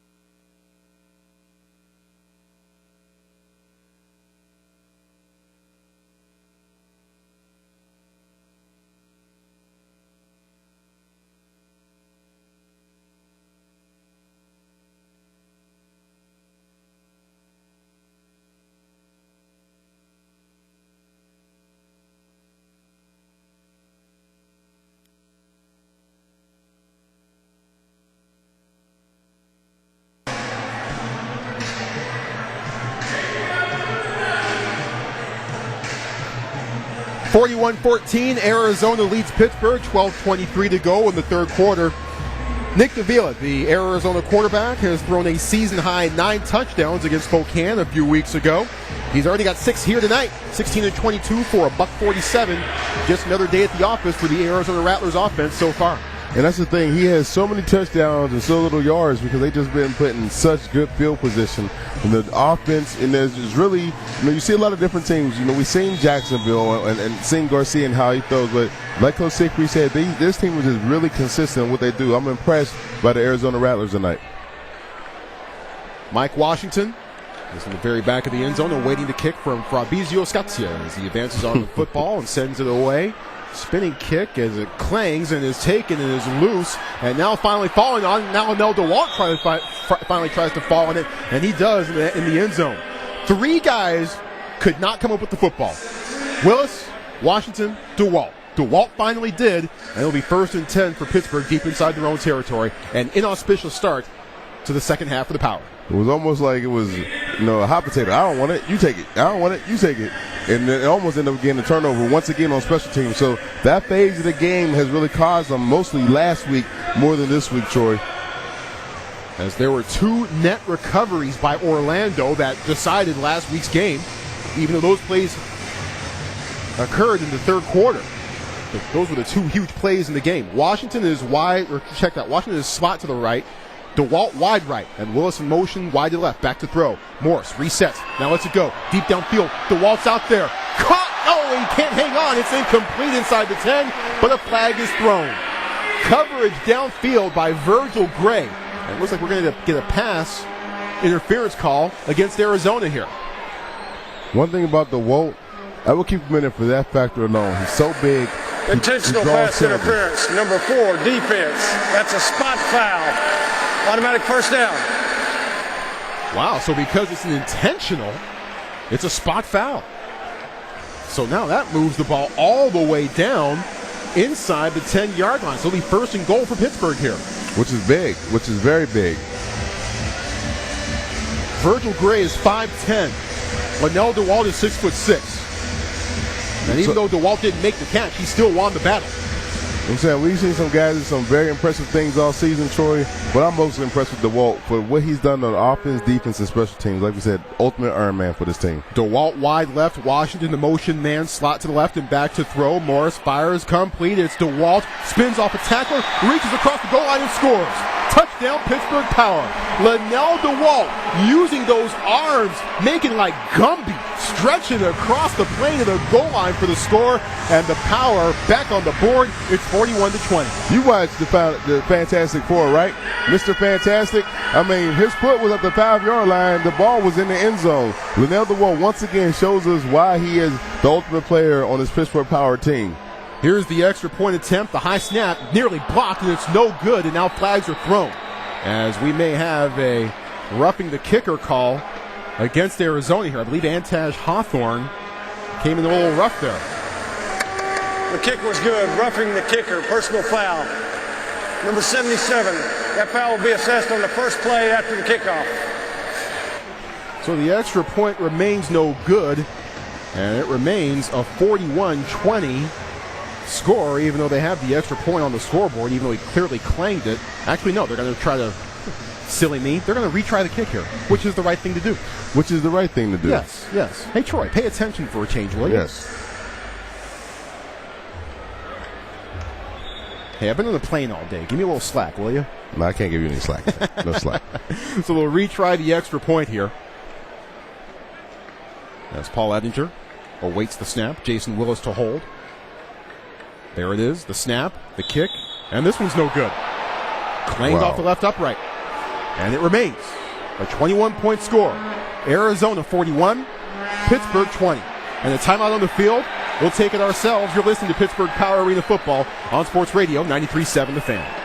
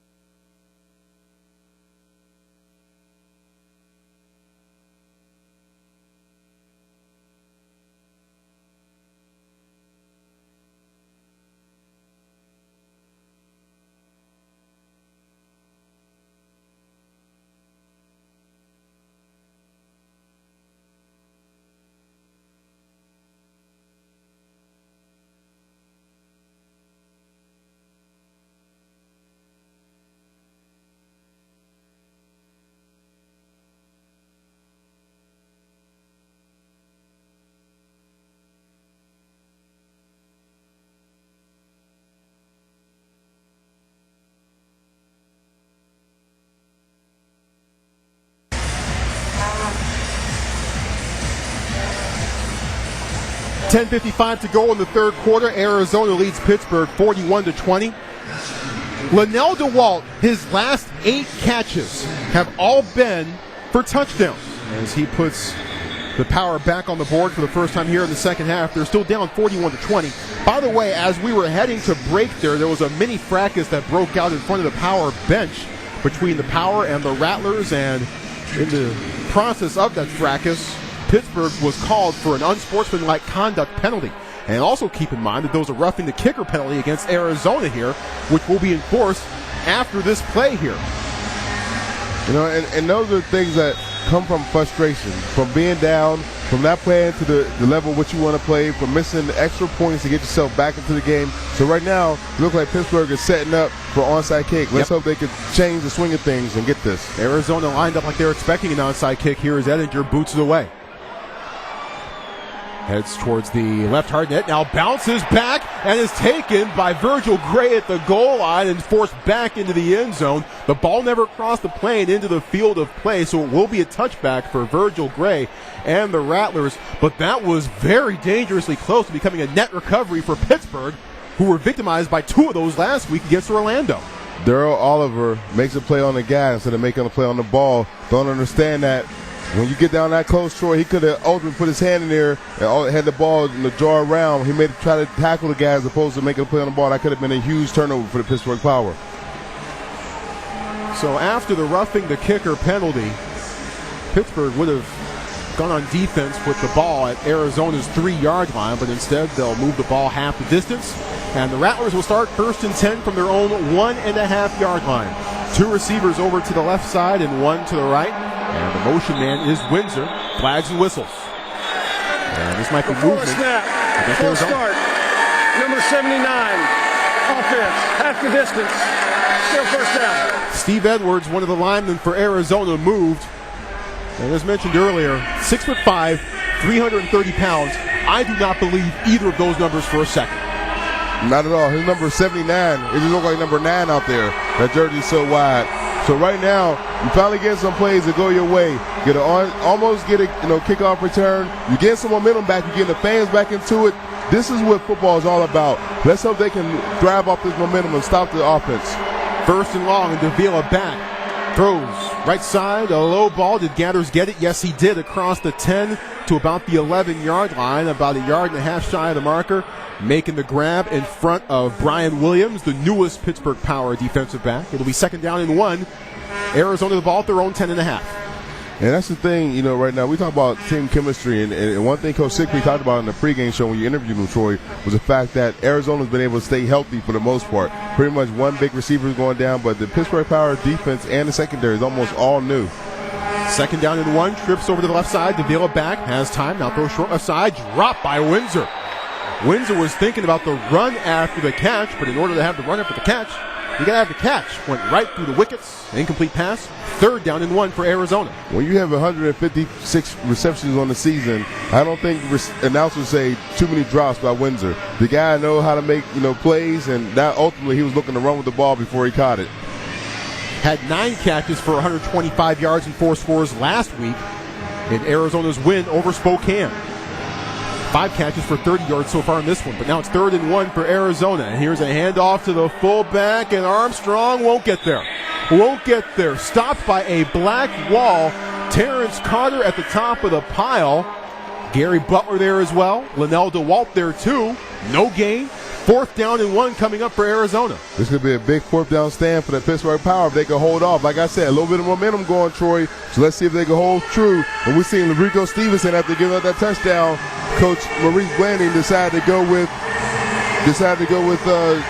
Brian Williams, Bernard, Josh Lay, and they have Darrell Oliver in the secondary. So Larico Stevenson out, and that new DB's in. 4th down and 1.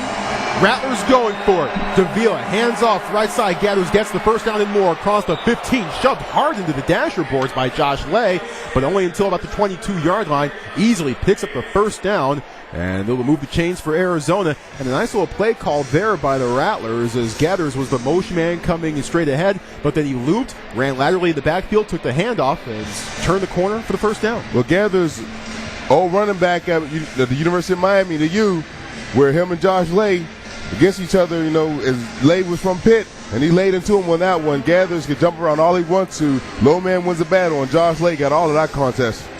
Gathers a 5th-year man.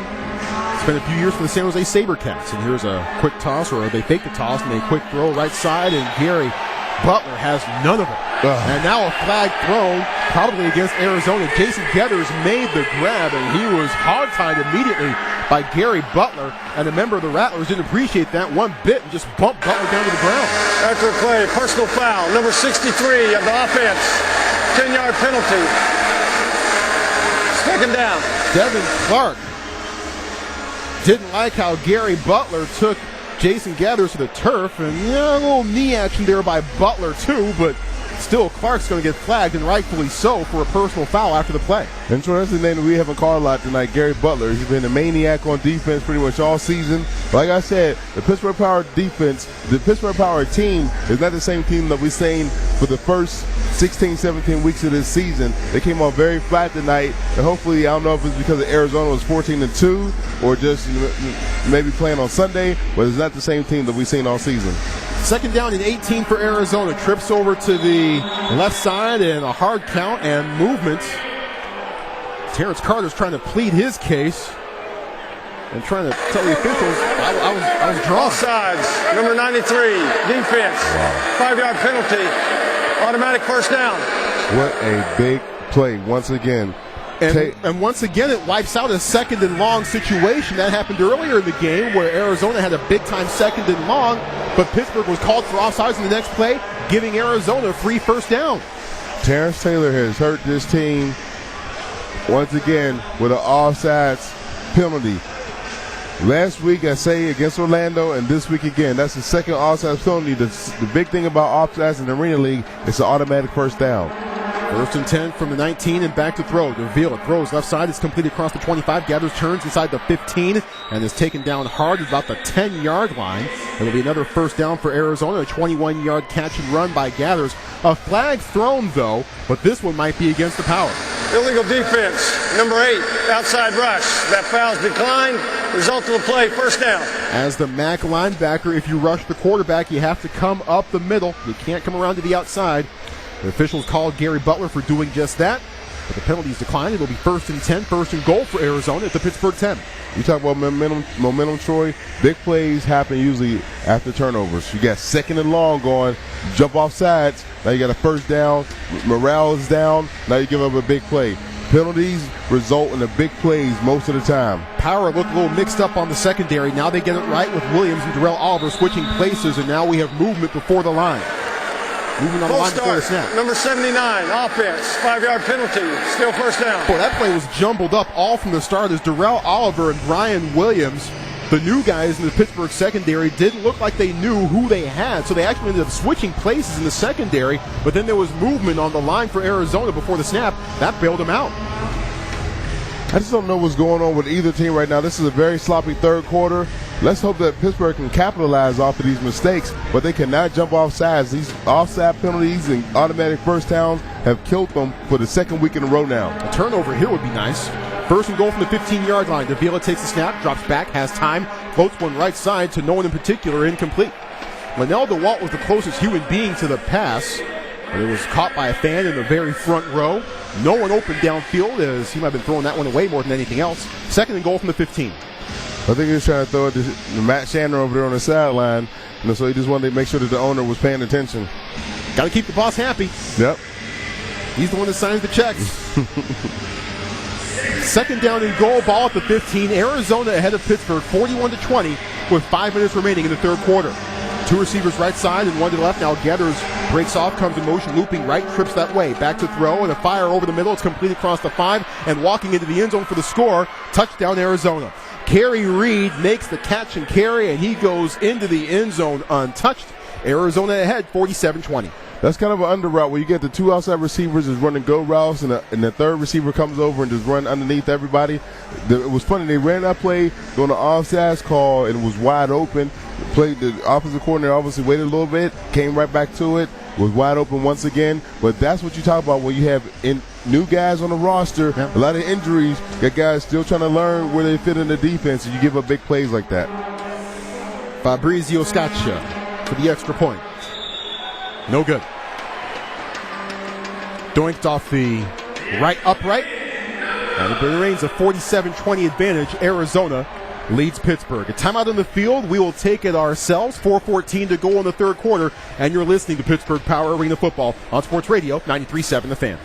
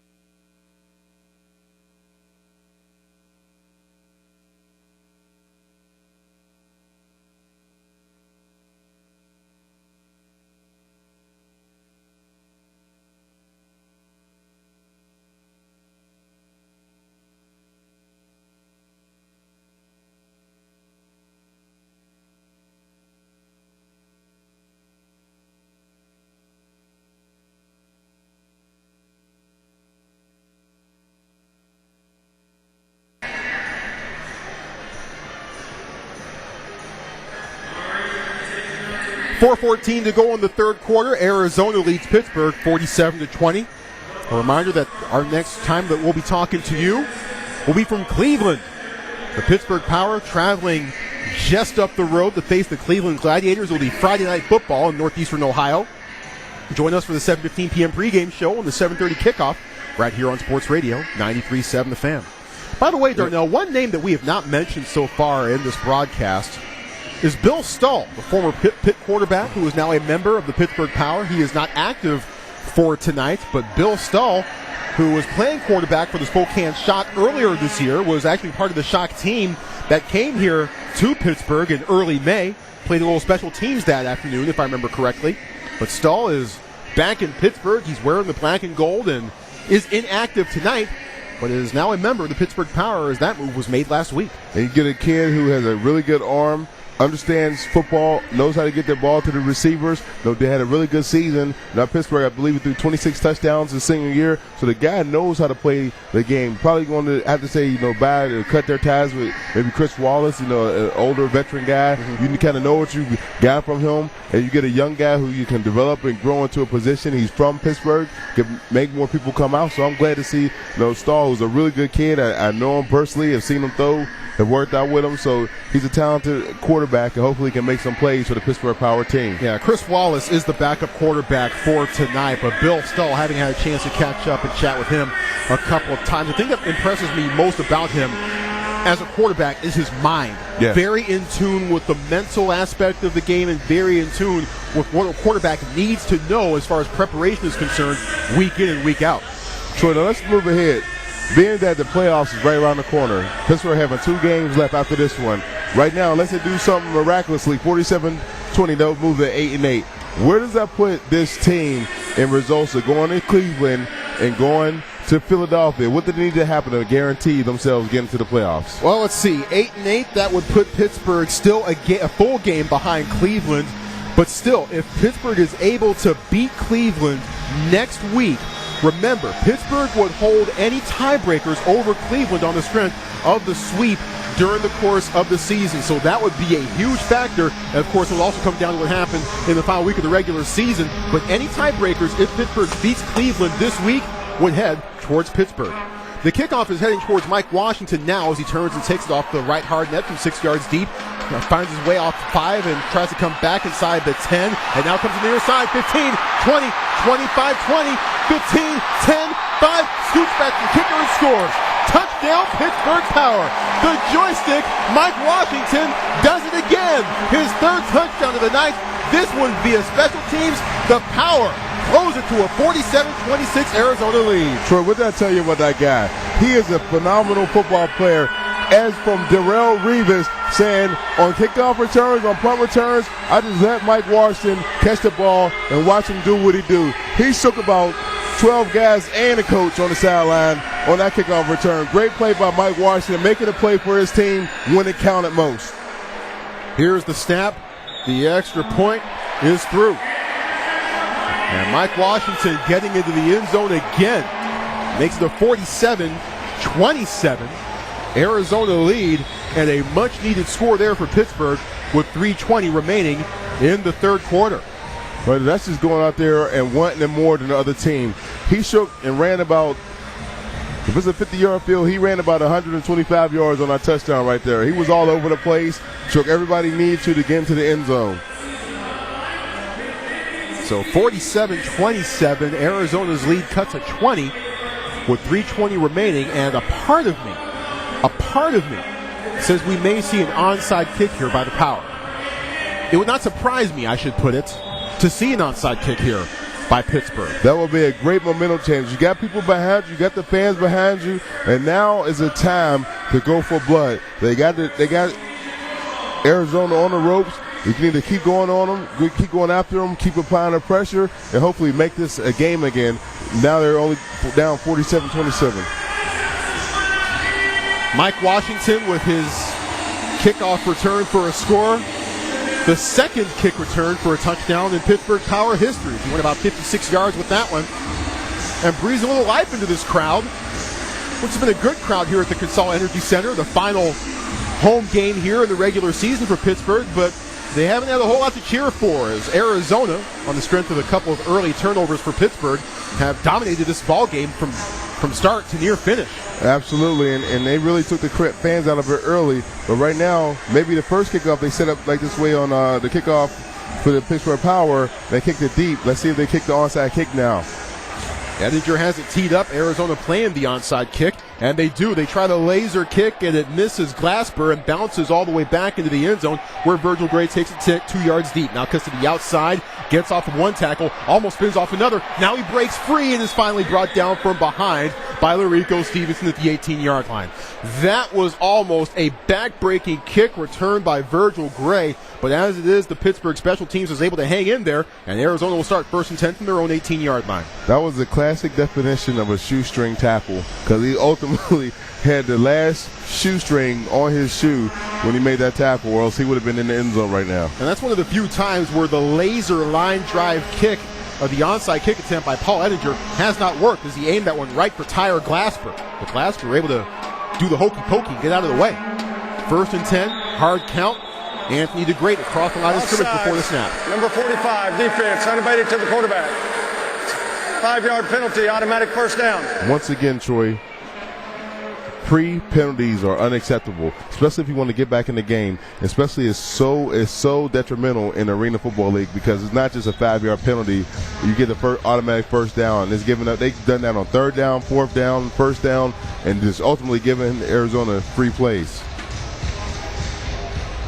Penalties, turnovers, pass protection.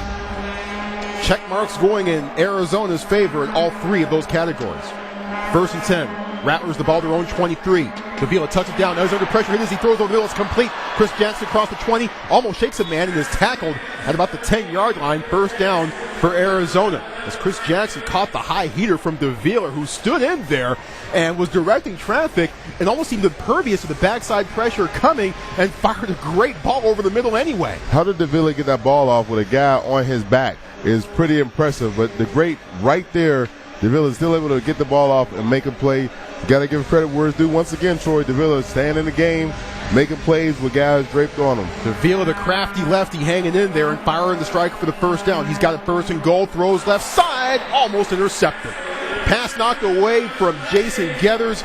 Josh Lay almost had his 3rd interception in 3 weeks. As it is now, it's 2nd and goal from the 10. Right there, a little indecisive, on where he wanted to go at the ball. Looked like he kind of lost sight of Geathers behind the offensive line. Good play by Josh Lay, just being there to make a play on the ball. Davila talking things over with Kevin Guy, who is the Rattlers GM, head coach, and offensive coordinator. He don't wear a lot of hats, do he? I wonder if they can fit all that on his business card. The 2nd and goal from the 10. Davila back. Time. Throws. Back right corner. Knocked away by Josh Lay. Incomplete. Chris Jackson, the intended receiver, but a flag is thrown as Lay, I believe, got a piece of Jackson's jersey before the ball got there. This looks like he kind of pulled his arm right at the end. Pass interference, number 2, defense, half the distance, automatic first down. Another penalty gives Arizona another fresh set of first downs. And that's been a story this whole game, Troy. Penalties and turnovers. Right now, that is... Trying to find it. Looping in motion, trips over to the left side and back to throw. Davila has time, pumps, resets, now runs over to the left and just throws it away. Eventually, time was running out as Neil Purvis was applying the pressure on Nick Davila, but there was nobody open, and Davila just coolly throws it to the opposite side of the field where nobody was. 2nd and goal now from the 5 for Arizona.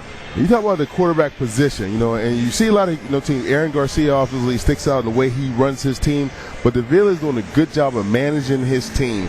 When things break down, he's getting the ball out, and that's what ultimately wins you games. He's not making big mistakes, but trying to force passes. He's really efficient tonight. 3 receivers over to the left side on 2nd and goal from the 5. Davila backs up, gets clear of the traffic, and he throws left side, incomplete. Pass intended for Jason Gathers in the front left corner of the end zone. He was well covered by Brian Williams. Incomplete pass makes it 3rd and goal from the 5. Troy, guess what happened on that last play? Pressure. We had Terrence Taylor do a bull rush right up the middle and get some pressure on Davila, which makes him throw a bad pass. That's what we've been talking about all night. You need pressure up the middle. Finally, he decides to check in and do it. That's what can happen when you apply pressure to a quarterback and not just let them stand back there all day and pick your defense apart. We have reached the end of the 3rd quarter. The 4th quarter will begin in just a few moments with the Arizona Rattlers leading the Pittsburgh Power 47-27. You're listening to Pittsburgh Power Arena Football on Sports Radio 93.7 The Fan.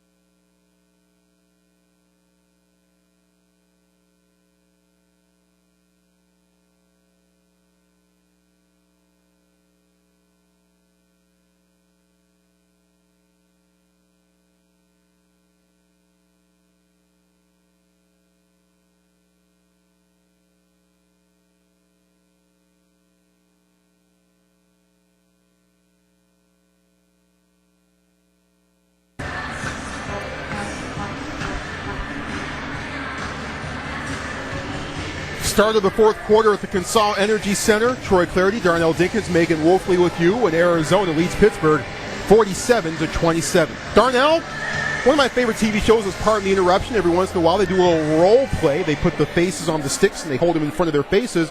All right, let's role play here, Darnell. You are Chris Siegfried. What do you tell this team at the start of the fourth quarter? Guys, if you guys want to get into the playoffs, if you guys want to continue to be on this team, you have to stop making dumb penalties. Terrence Taylor, you jump on side one more time, you can go in there and take your pants off because you are absolutely putting us in bad situations. Guys, it's not about winning this game right now. It's about finishing strong. It's about executing plays. You got to finish the game strong, moving into next week against a division game with Cleveland. Rattlers have it 3rd and goal from the 5-yard line. Trips over the left side. Chris Jackson, the motion man, and back to throw. Davila fires back left corner, overthrown, incomplete. Chris Jackson couldn't quite catch up with it as that pass was just beyond his grasp. Josh Lay with the coverage.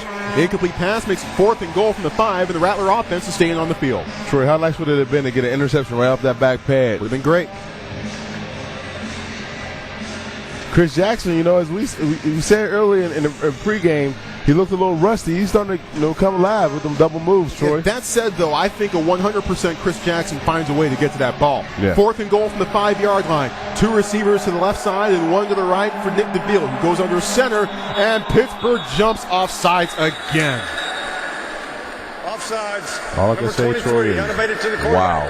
I can text wow. I can text OMG. I could think of a couple other texts as well, but we won't go there. 1st and goal now for Arizona at the 2.5-yard line. Can we chart how many times it's been 3rd or 4th down and they've given up a 1st down on a penalty? We'll get our crack research staff on that one, but it's been at least 4 times. In my head, I say 4 times. I think the real number might be closer to 6. Wow. Terrence Carter is coming off the field. Anthony DeGreat takes his spot. And Davila takes the snap on 1st and goal from the 2.5-yard line. Throws, back right corner, too high for Gathers, incomplete. Pressure coming there again on Davila. The pressure is slowly but surely starting to get ramped up on the Rattlers quarterback as time eventually ran out on him. Incomplete pass makes a 2nd and goal from the 2.5. Yeah, but the sad thing is, instead of it being turnover downs, you give them another 3 plays and try to get them to the end zone from the 3-yard line. Terrence Taylor was clearly being held on that play. No flag thrown. 2nd and goal with Kerry Reed, Chris Jackson, and Jason Geathers, the receivers for Arizona. They're all to the left side with Jackson motion man slot left. Back to throw. Davila time, throws. Caught. Touchdown Arizona. Jason Gathers crossing at the goal line, makes the grab right in front of Brian Williams. Arizona back on the board, 53-27 with 13 minutes remaining in the fourth quarter. I say about 3 or 4 touchdowns, Troy, has not been a result of bad defense, but penalties. The mental assignments, mental mistakes will kill you in any football game, in any basketball, baseball game. When you have mental errors, they cost you. And right here, we're seeing penalties, mental errors. They're not aggressive penalties. They're jumping off sides, which is mental errors. I think as well as Pittsburgh has played throughout this season at points, I think right now they're getting a lesson in still how far they have to go. Yes. Fabrizio Scaccia boots the extra point through. It is good. And right now the Rattlers are doubling up the Pittsburgh power. 12:34 remaining in the fourth quarter. Arizona 54, Pittsburgh 27. A timeout on the field and a timeout as well right here on Sports Radio 93.7 The Fan.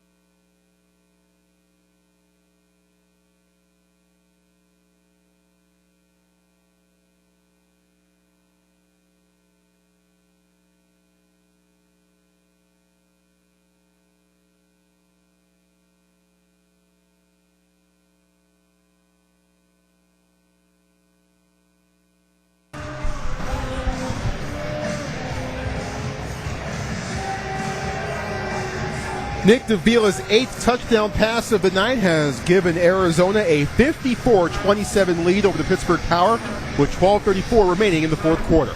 I guess if you're the Pittsburgh Power, you just try to score quick and keep kicking the ball off sides. Because that's about all you can really do, being that your defense is not really giving you any help.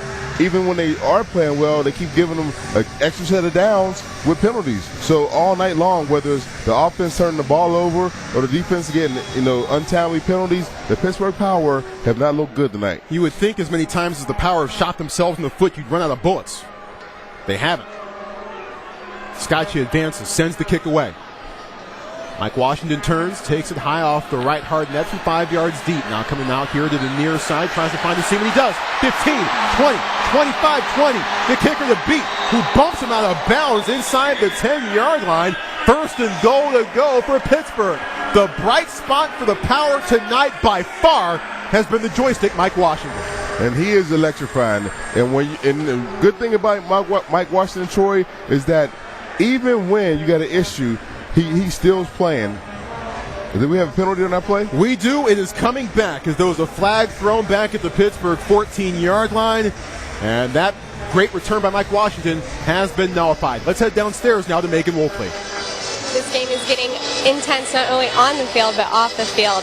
Coach and Terrence Carter just got into a screaming match. But as I was talking to kicker Paul Ettinger, he just said to me, at least they're communicating, because that's something that this team needs to do right now. Thanks a lot, Megan. 1st and 10. Power have the ball at their own 7-yard line. 2 receivers right, 1 to the left. Morris back, and he fires right side. A high ball caught and popped immediately by Mike Washington, but he hangs on to the ball anyway. Nice stick by Vincent Hill. And it is now 2nd down and about 2 from the 15-yard line.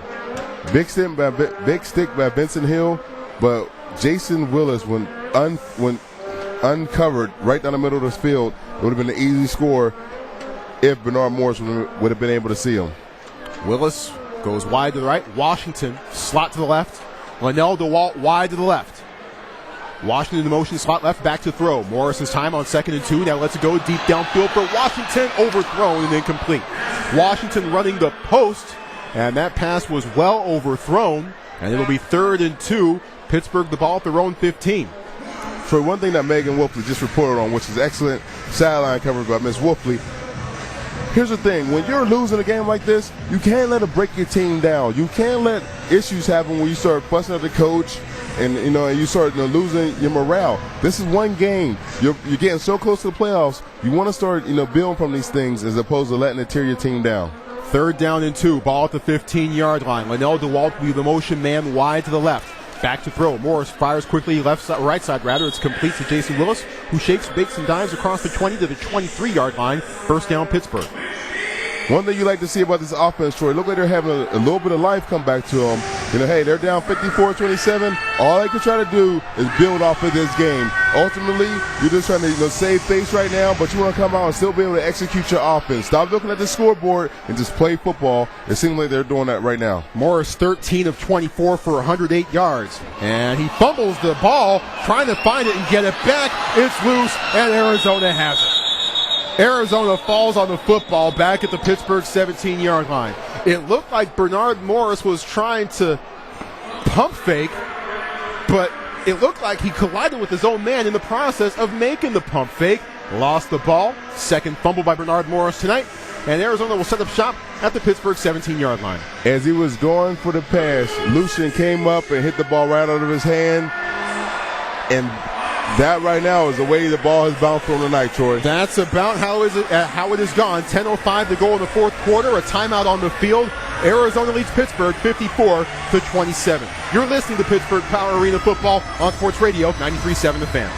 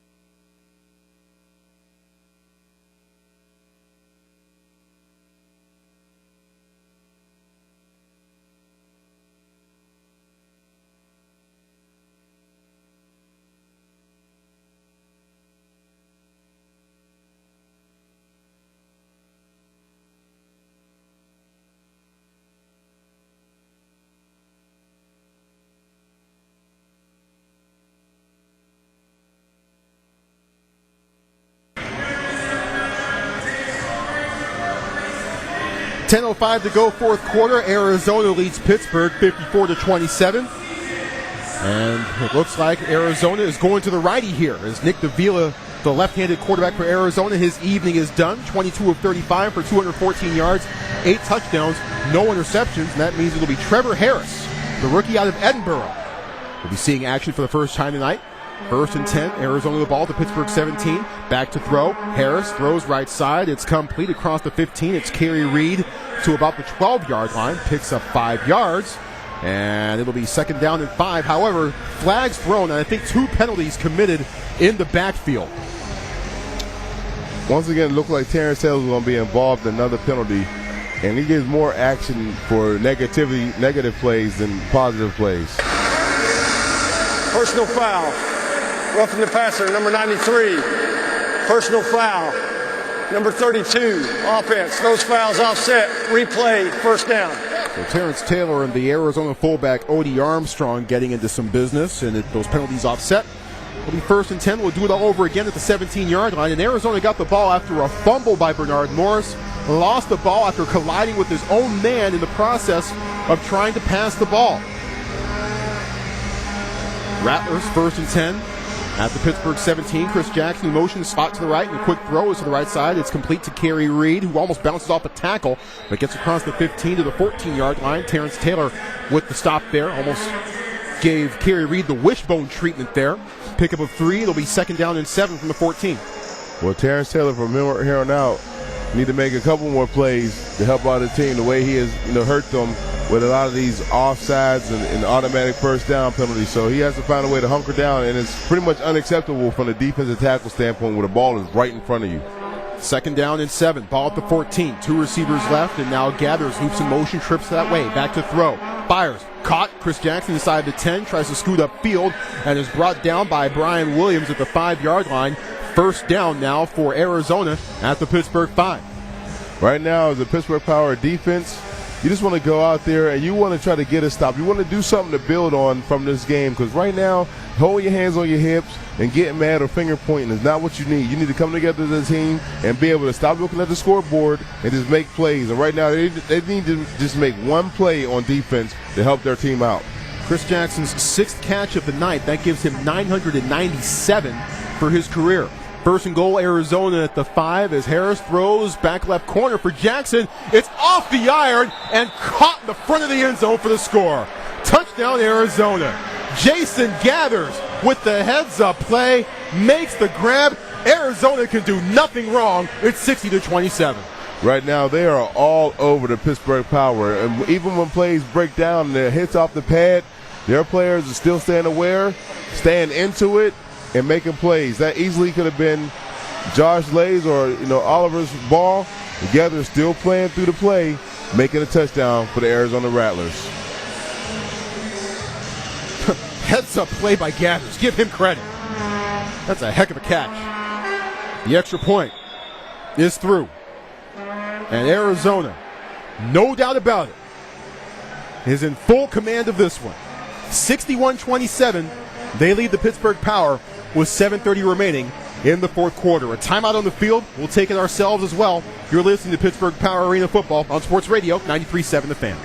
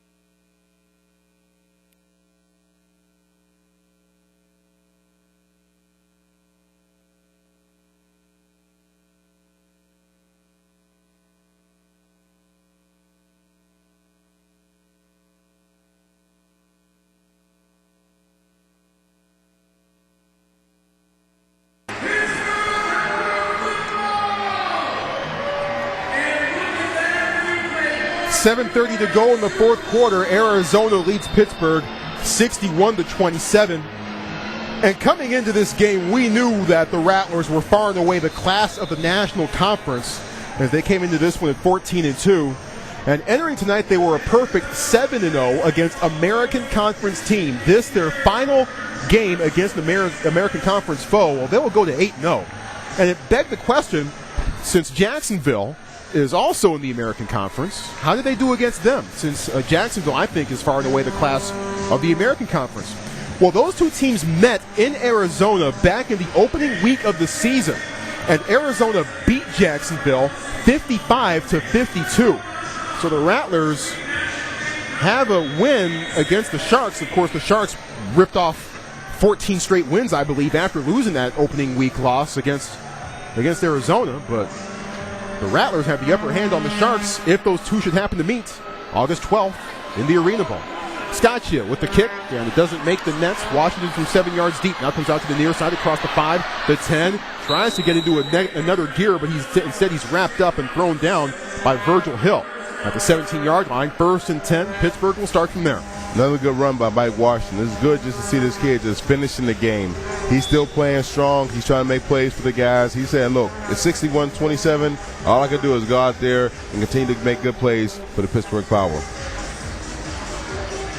Well, we have a switch up on the offensive line as Mike Byrne is playing center for the Power now with Chris Terrell and Nick Zeck, the tackles. Mike Lucci, the fullback. Back to throw.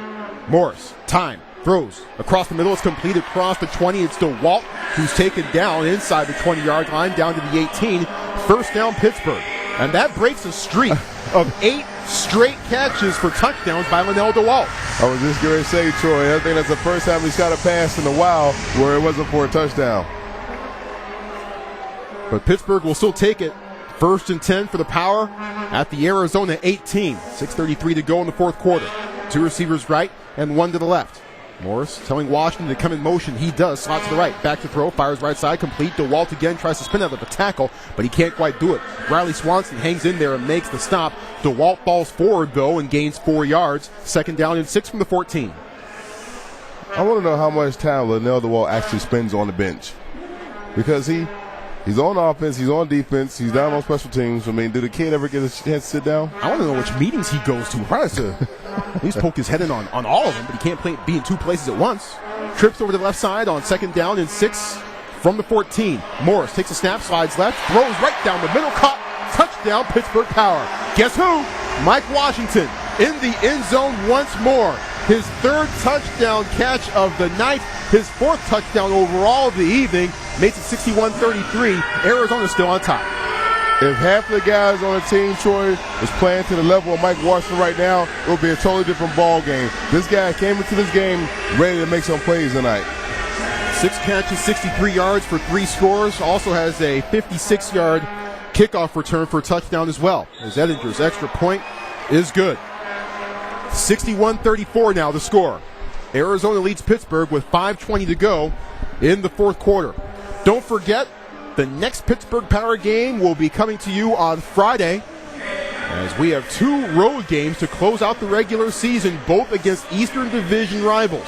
And this one on Friday will be the biggie, as the Pittsburgh Power travel to Cleveland to face the Gladiators, and likely all the marbles in the Eastern Division at stake will come your way at 7:15 p.m. right here on Sports Radio 93.7 The Fan, with 7:30 the kickoff from Cleveland on Friday. Of course, the regular season ends the following Friday, July 22nd, at Philadelphia. So 2 Eastern Division road trips to close out the regular season for the Pittsburgh Power. One thing the Power need to say to themselves, okay, Arizona's Arizona. Okay, we know we're going against the best team. They're 14-2. We knew we was going to have to play our A game. We came out, gave them a lead.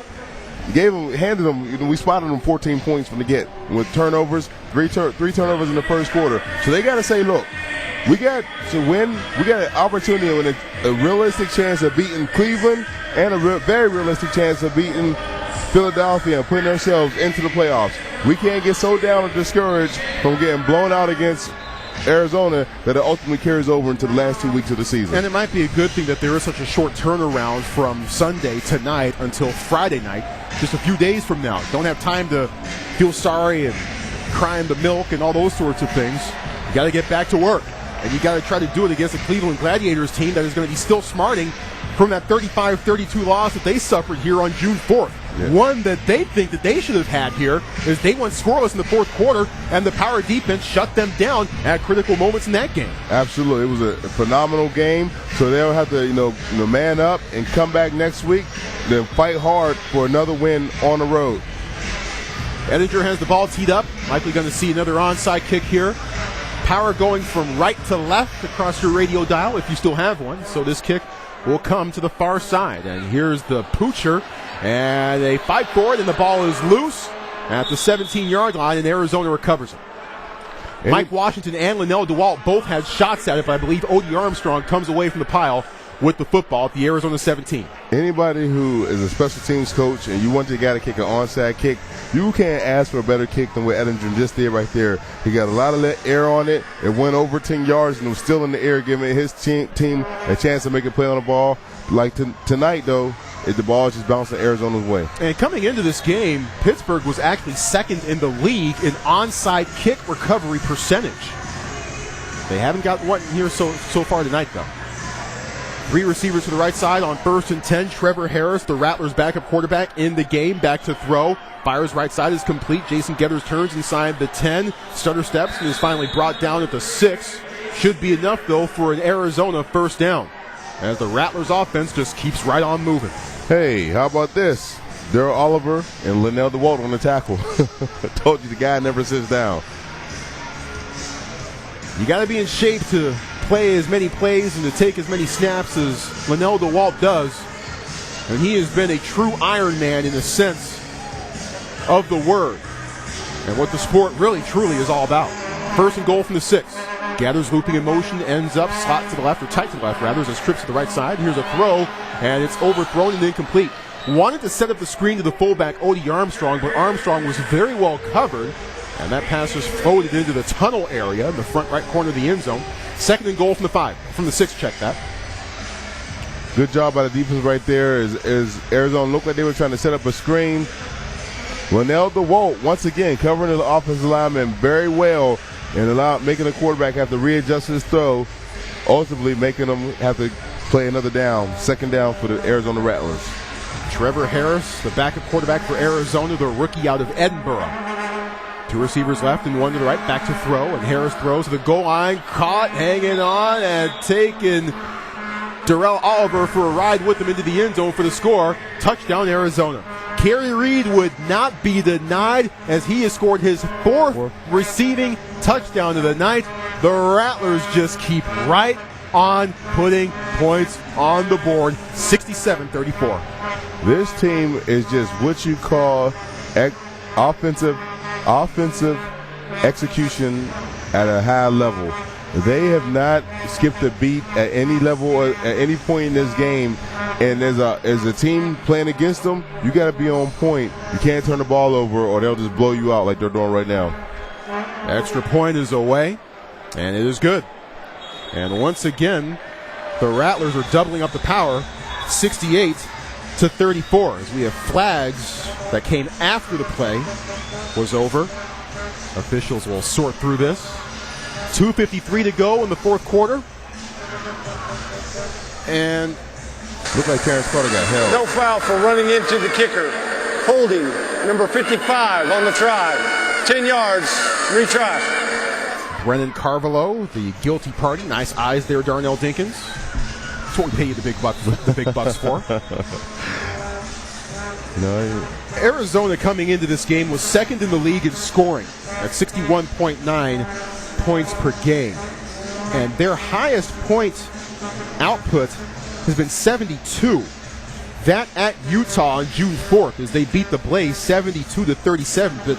But they've been very consistent as far as their points production from week to week. As the fewest points that they have scored is 48.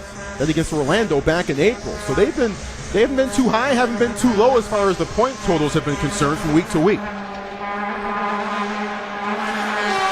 Retry for the extra point is away, and it is good from 10 yards further back. And it now is officially a 68-34 contest. Arizona leads Pittsburgh with 2:53 remaining. Troy, here's the crazy thing. Rob Windsor really hasn't really called his name that much, but with the emergence of Jason Gathers and Chris Jackson, I mean, I can't really see this team. I mean, we've seen Jacksonville. We have. And we've seen Arizona now. Based on what we've seen from the two teams, who would you say, if they had to square off, you know, if these are the two teams that may make it to the championship, who would you say has the upper hand? Very similar teams. When in doubt, initially, you would say go with a better quarterback, especially in this league. And Aaron Garcia, I would still give the style points and the overall intangibles to him over Nick Davila. I think it would depend largely on the site that it's being played at, whether it's in Jacksonville or in Arizona. The Snake Pit is a very dangerous place to play down in Phoenix, having been there a couple of times myself. That's a fun place to take in a ball game. But these two teams very evenly matched. They do so many things well, but the thing that these two teams, the Arizona and Jacksonville, do better maybe than anybody else in the league is they capitalize on your own mistakes and they strangle you with them. We saw that at some points when Jacksonville came here back in April, and we're certainly seeing that here again tonight. Yes. Mike Washington takes the kickoff, bobbles it, now trying to find the handle on it, and he does, 2 yards deep. Sutter steps out of the 5-yard line, finally wrapped up and taken down at the 6. One thing I would say about Arizona's team in comparison to Jacksonville is that their defense seems to be a little more in sync as far as guys making plays in the secondary, defensive line, you know, and pressure. So if I was rating both teams, I think I would have to give one extra point to Arizona for the fact that on every phase of the game they seem very strong. We'll go downstairs to Megan Wolfley after this play. It's 1st and 10 from the 6-yard line. Bernard Morris still in at quarterback, 16 of 27 for 141 yards. He's back to throw, fires right side, is complete. Linnell DeWalt across the 5 and is taken down by Riley Swanson at about the 8-yard line. Quick pickup of 3. Let's head downstairs now to Megan Wolfley. Well, it seems like this game has taken its toll on nose tackle Terrence Taylor. He is actually sitting in a chair right now. It looked like he was about to hit the deck. He has all the trainers around him, and he's got probably about 5 ice packs behind his neck, around his stomach, and they're pouring him down with water. Looks like he got a little overheated, but hopefully he'll be okay. Okay, thanks a lot, Megan. It's 2nd down, and Morris takes a snap, throws short left side behind Linnell DeWalt. Incomplete, as Linnell DeWalt was open, but that pass was thrown behind him. And now stop the clock. Actually, no, the clock will continue to run as we have not reached inside the 1-minute warning yet. Closing in on 1:30 remaining in this game. 3rd down and about 8 coming up for Pittsburgh at their own 7.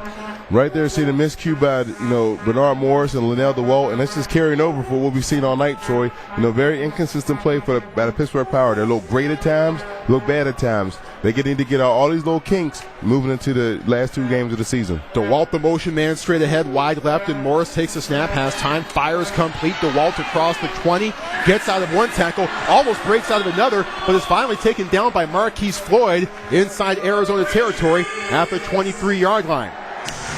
I think Linnell DeWalt, Troy, needs to take a couple other guys on his team's paycheck tonight because he is playing like a man. He's playing on offense and he's playing on defense, and he is really, him and Mike Washington, like I said in the pregame, they had to get into the game. They got to the game, just the other teammates wasn't there with them. And with that, we have reached the 1-minute warning.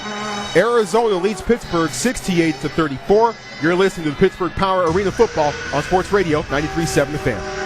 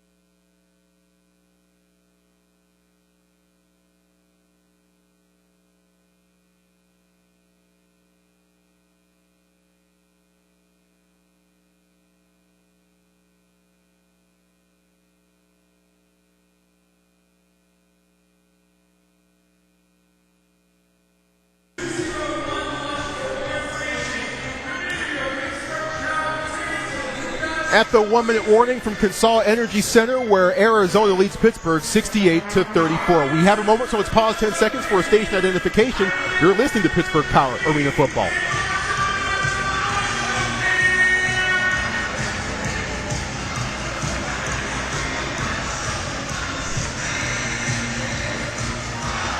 First and 10, Pittsburgh has the ball at the Arizona 22-yard line. We'll remind you of the timing rules inside the 1-minute warning after this play. DeWalt in motion, slanting, and he ends up slot to the left. Back to throw. Morris time. Fires left side, tipped and nearly intercepted. As that pass glanced off the fingertips of Vincent Hill, who's not very happy about it at all. Incomplete pass, second down and 10. Ball at the Arizona 22-yard line. And a reminder that inside the 1-minute warning, the clock stops on incomplete passes and out-of-bounds plays, and if Arizona gets the ball back, if they run the ball, they must gain positive yardage. If they do not, the clock stops. No such thing as taking a knee in the Arena Football League. Second down and 10, ball at the Arizona 22-yard line. Trips over the left side, Willis in motion, back to throw. Morris time. Now lets it go. Shoots it for Willis, juggled and knocked away, incomplete. Virgil Gray with a nice job of knocking the ball away from Jason Willis at the goal line. The Arizona DBs are really starting to exert their influence here in this game.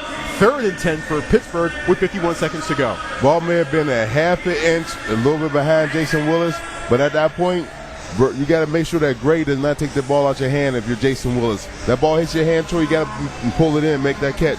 You like this, but what you're seeing, though, as this game carried on, Bernard Moore's throwing a lot of balls off his back foot, which you can't get a little extra oomph on the pass. Two receivers left and one to the right on third and 10. Morris time. Now he throws right side. It's complete. Willis turns and is taken out of bounds by Marquise Floyd.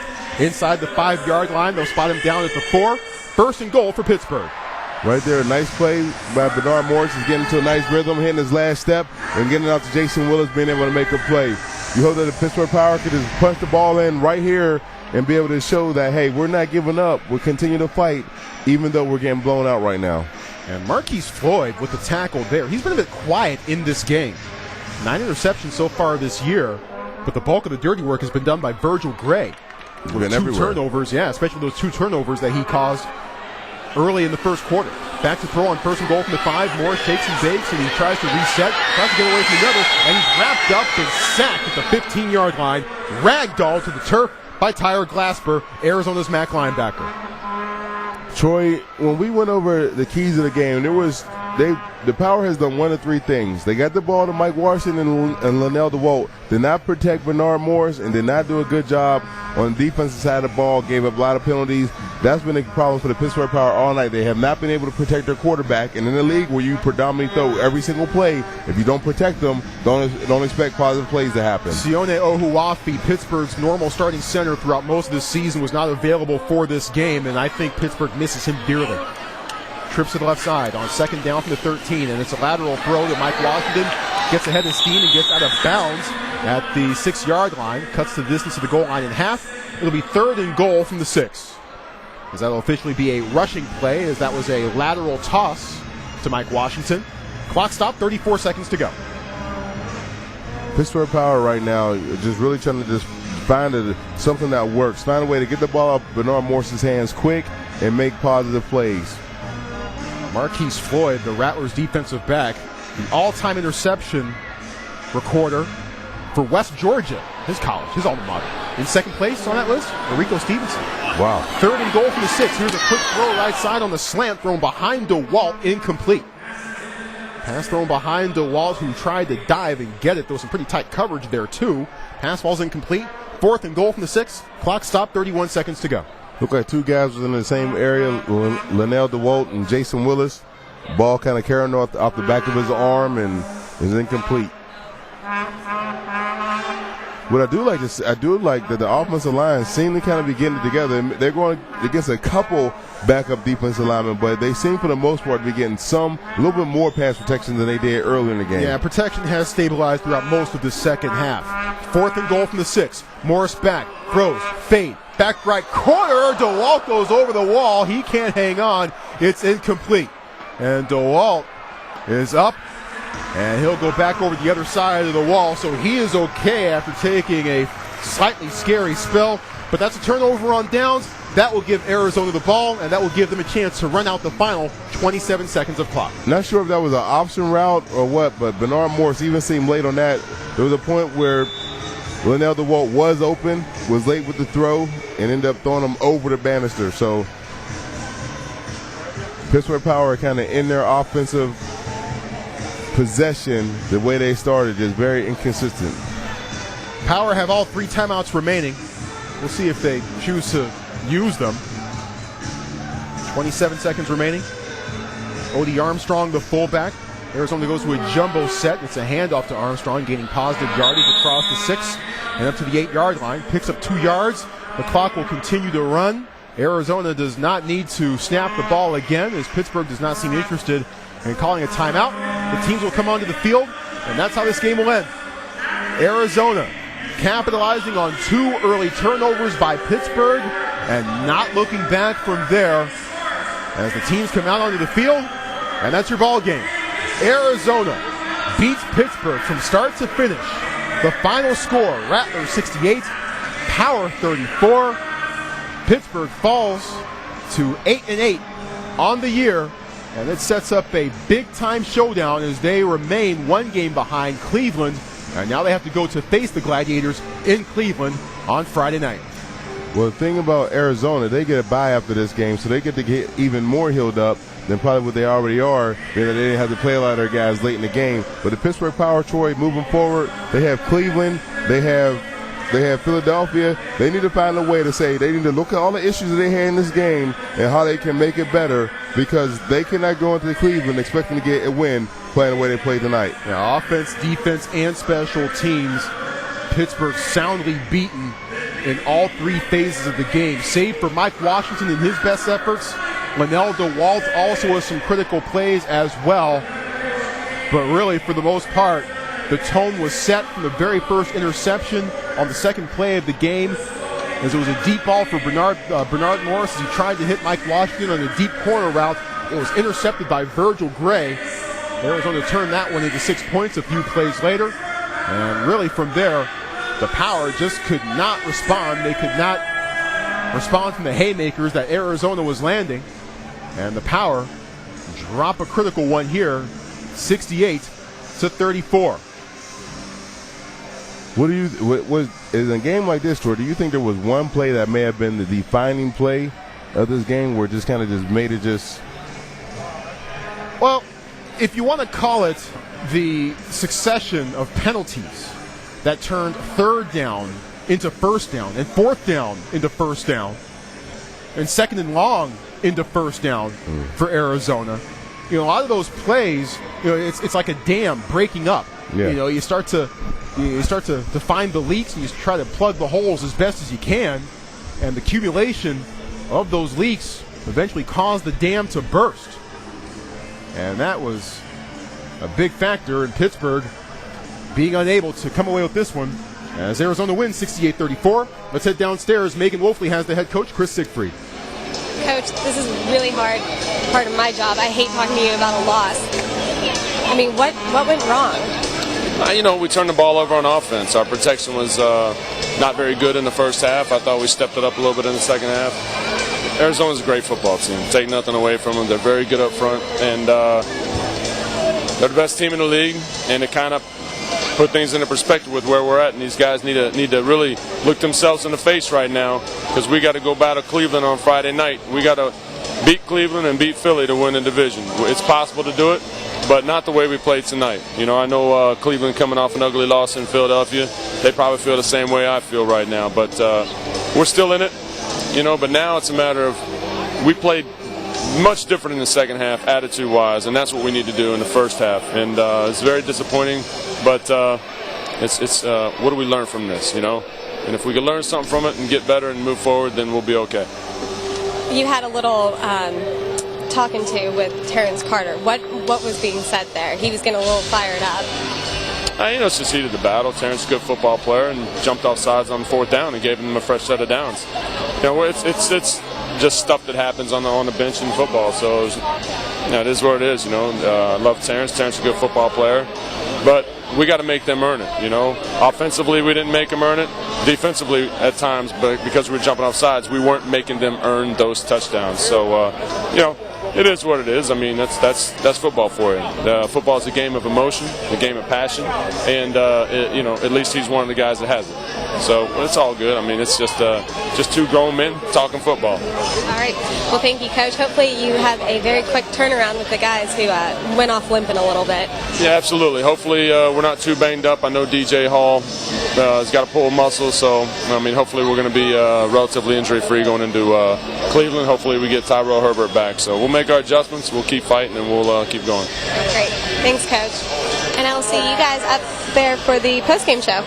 All right, thanks a bunch, Megan, as she has completed her chat with the head coach of the Pittsburgh Power, Chris Siegfried. The Pittsburgh Power postgame show will begin in just a few moments.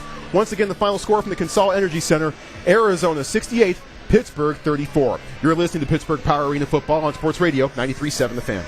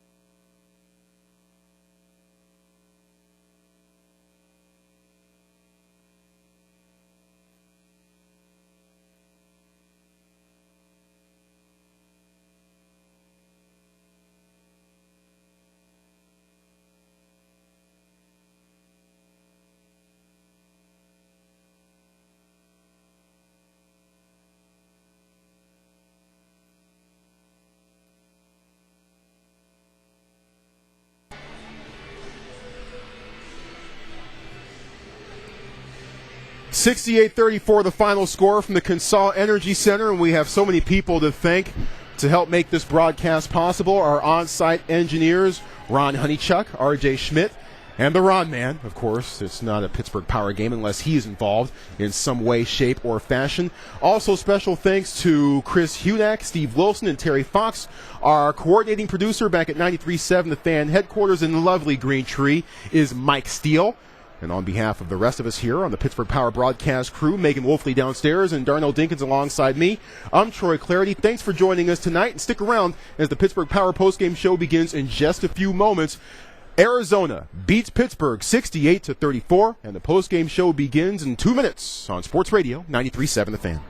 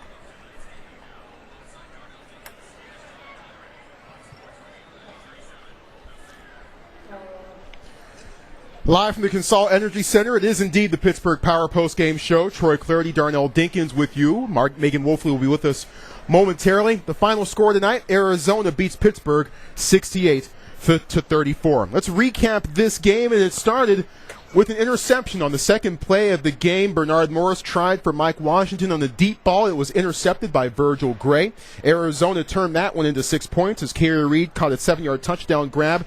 5 plays, 36 yards was the scoring drive, and Arizona led 7-0 with not even 5 minutes elapsed in the contest. Arizona's second possession on defense also resulted in their second turnover caused as Virgil Gray forced a fumble by Jason Willis. He pounced on the ball as well, and Arizona capitalized on that. Rod Windsor with a 2-yard touchdown grab 2 plays later. Very quickly, Arizona ahead 14-0 in the first quarter. But after that, the Pittsburgh Power started to show a little bit of life on offense, and when you need video game-like highlight reel type of plays, you go to the joystick. Mike Washington providing the first one tonight for the Power.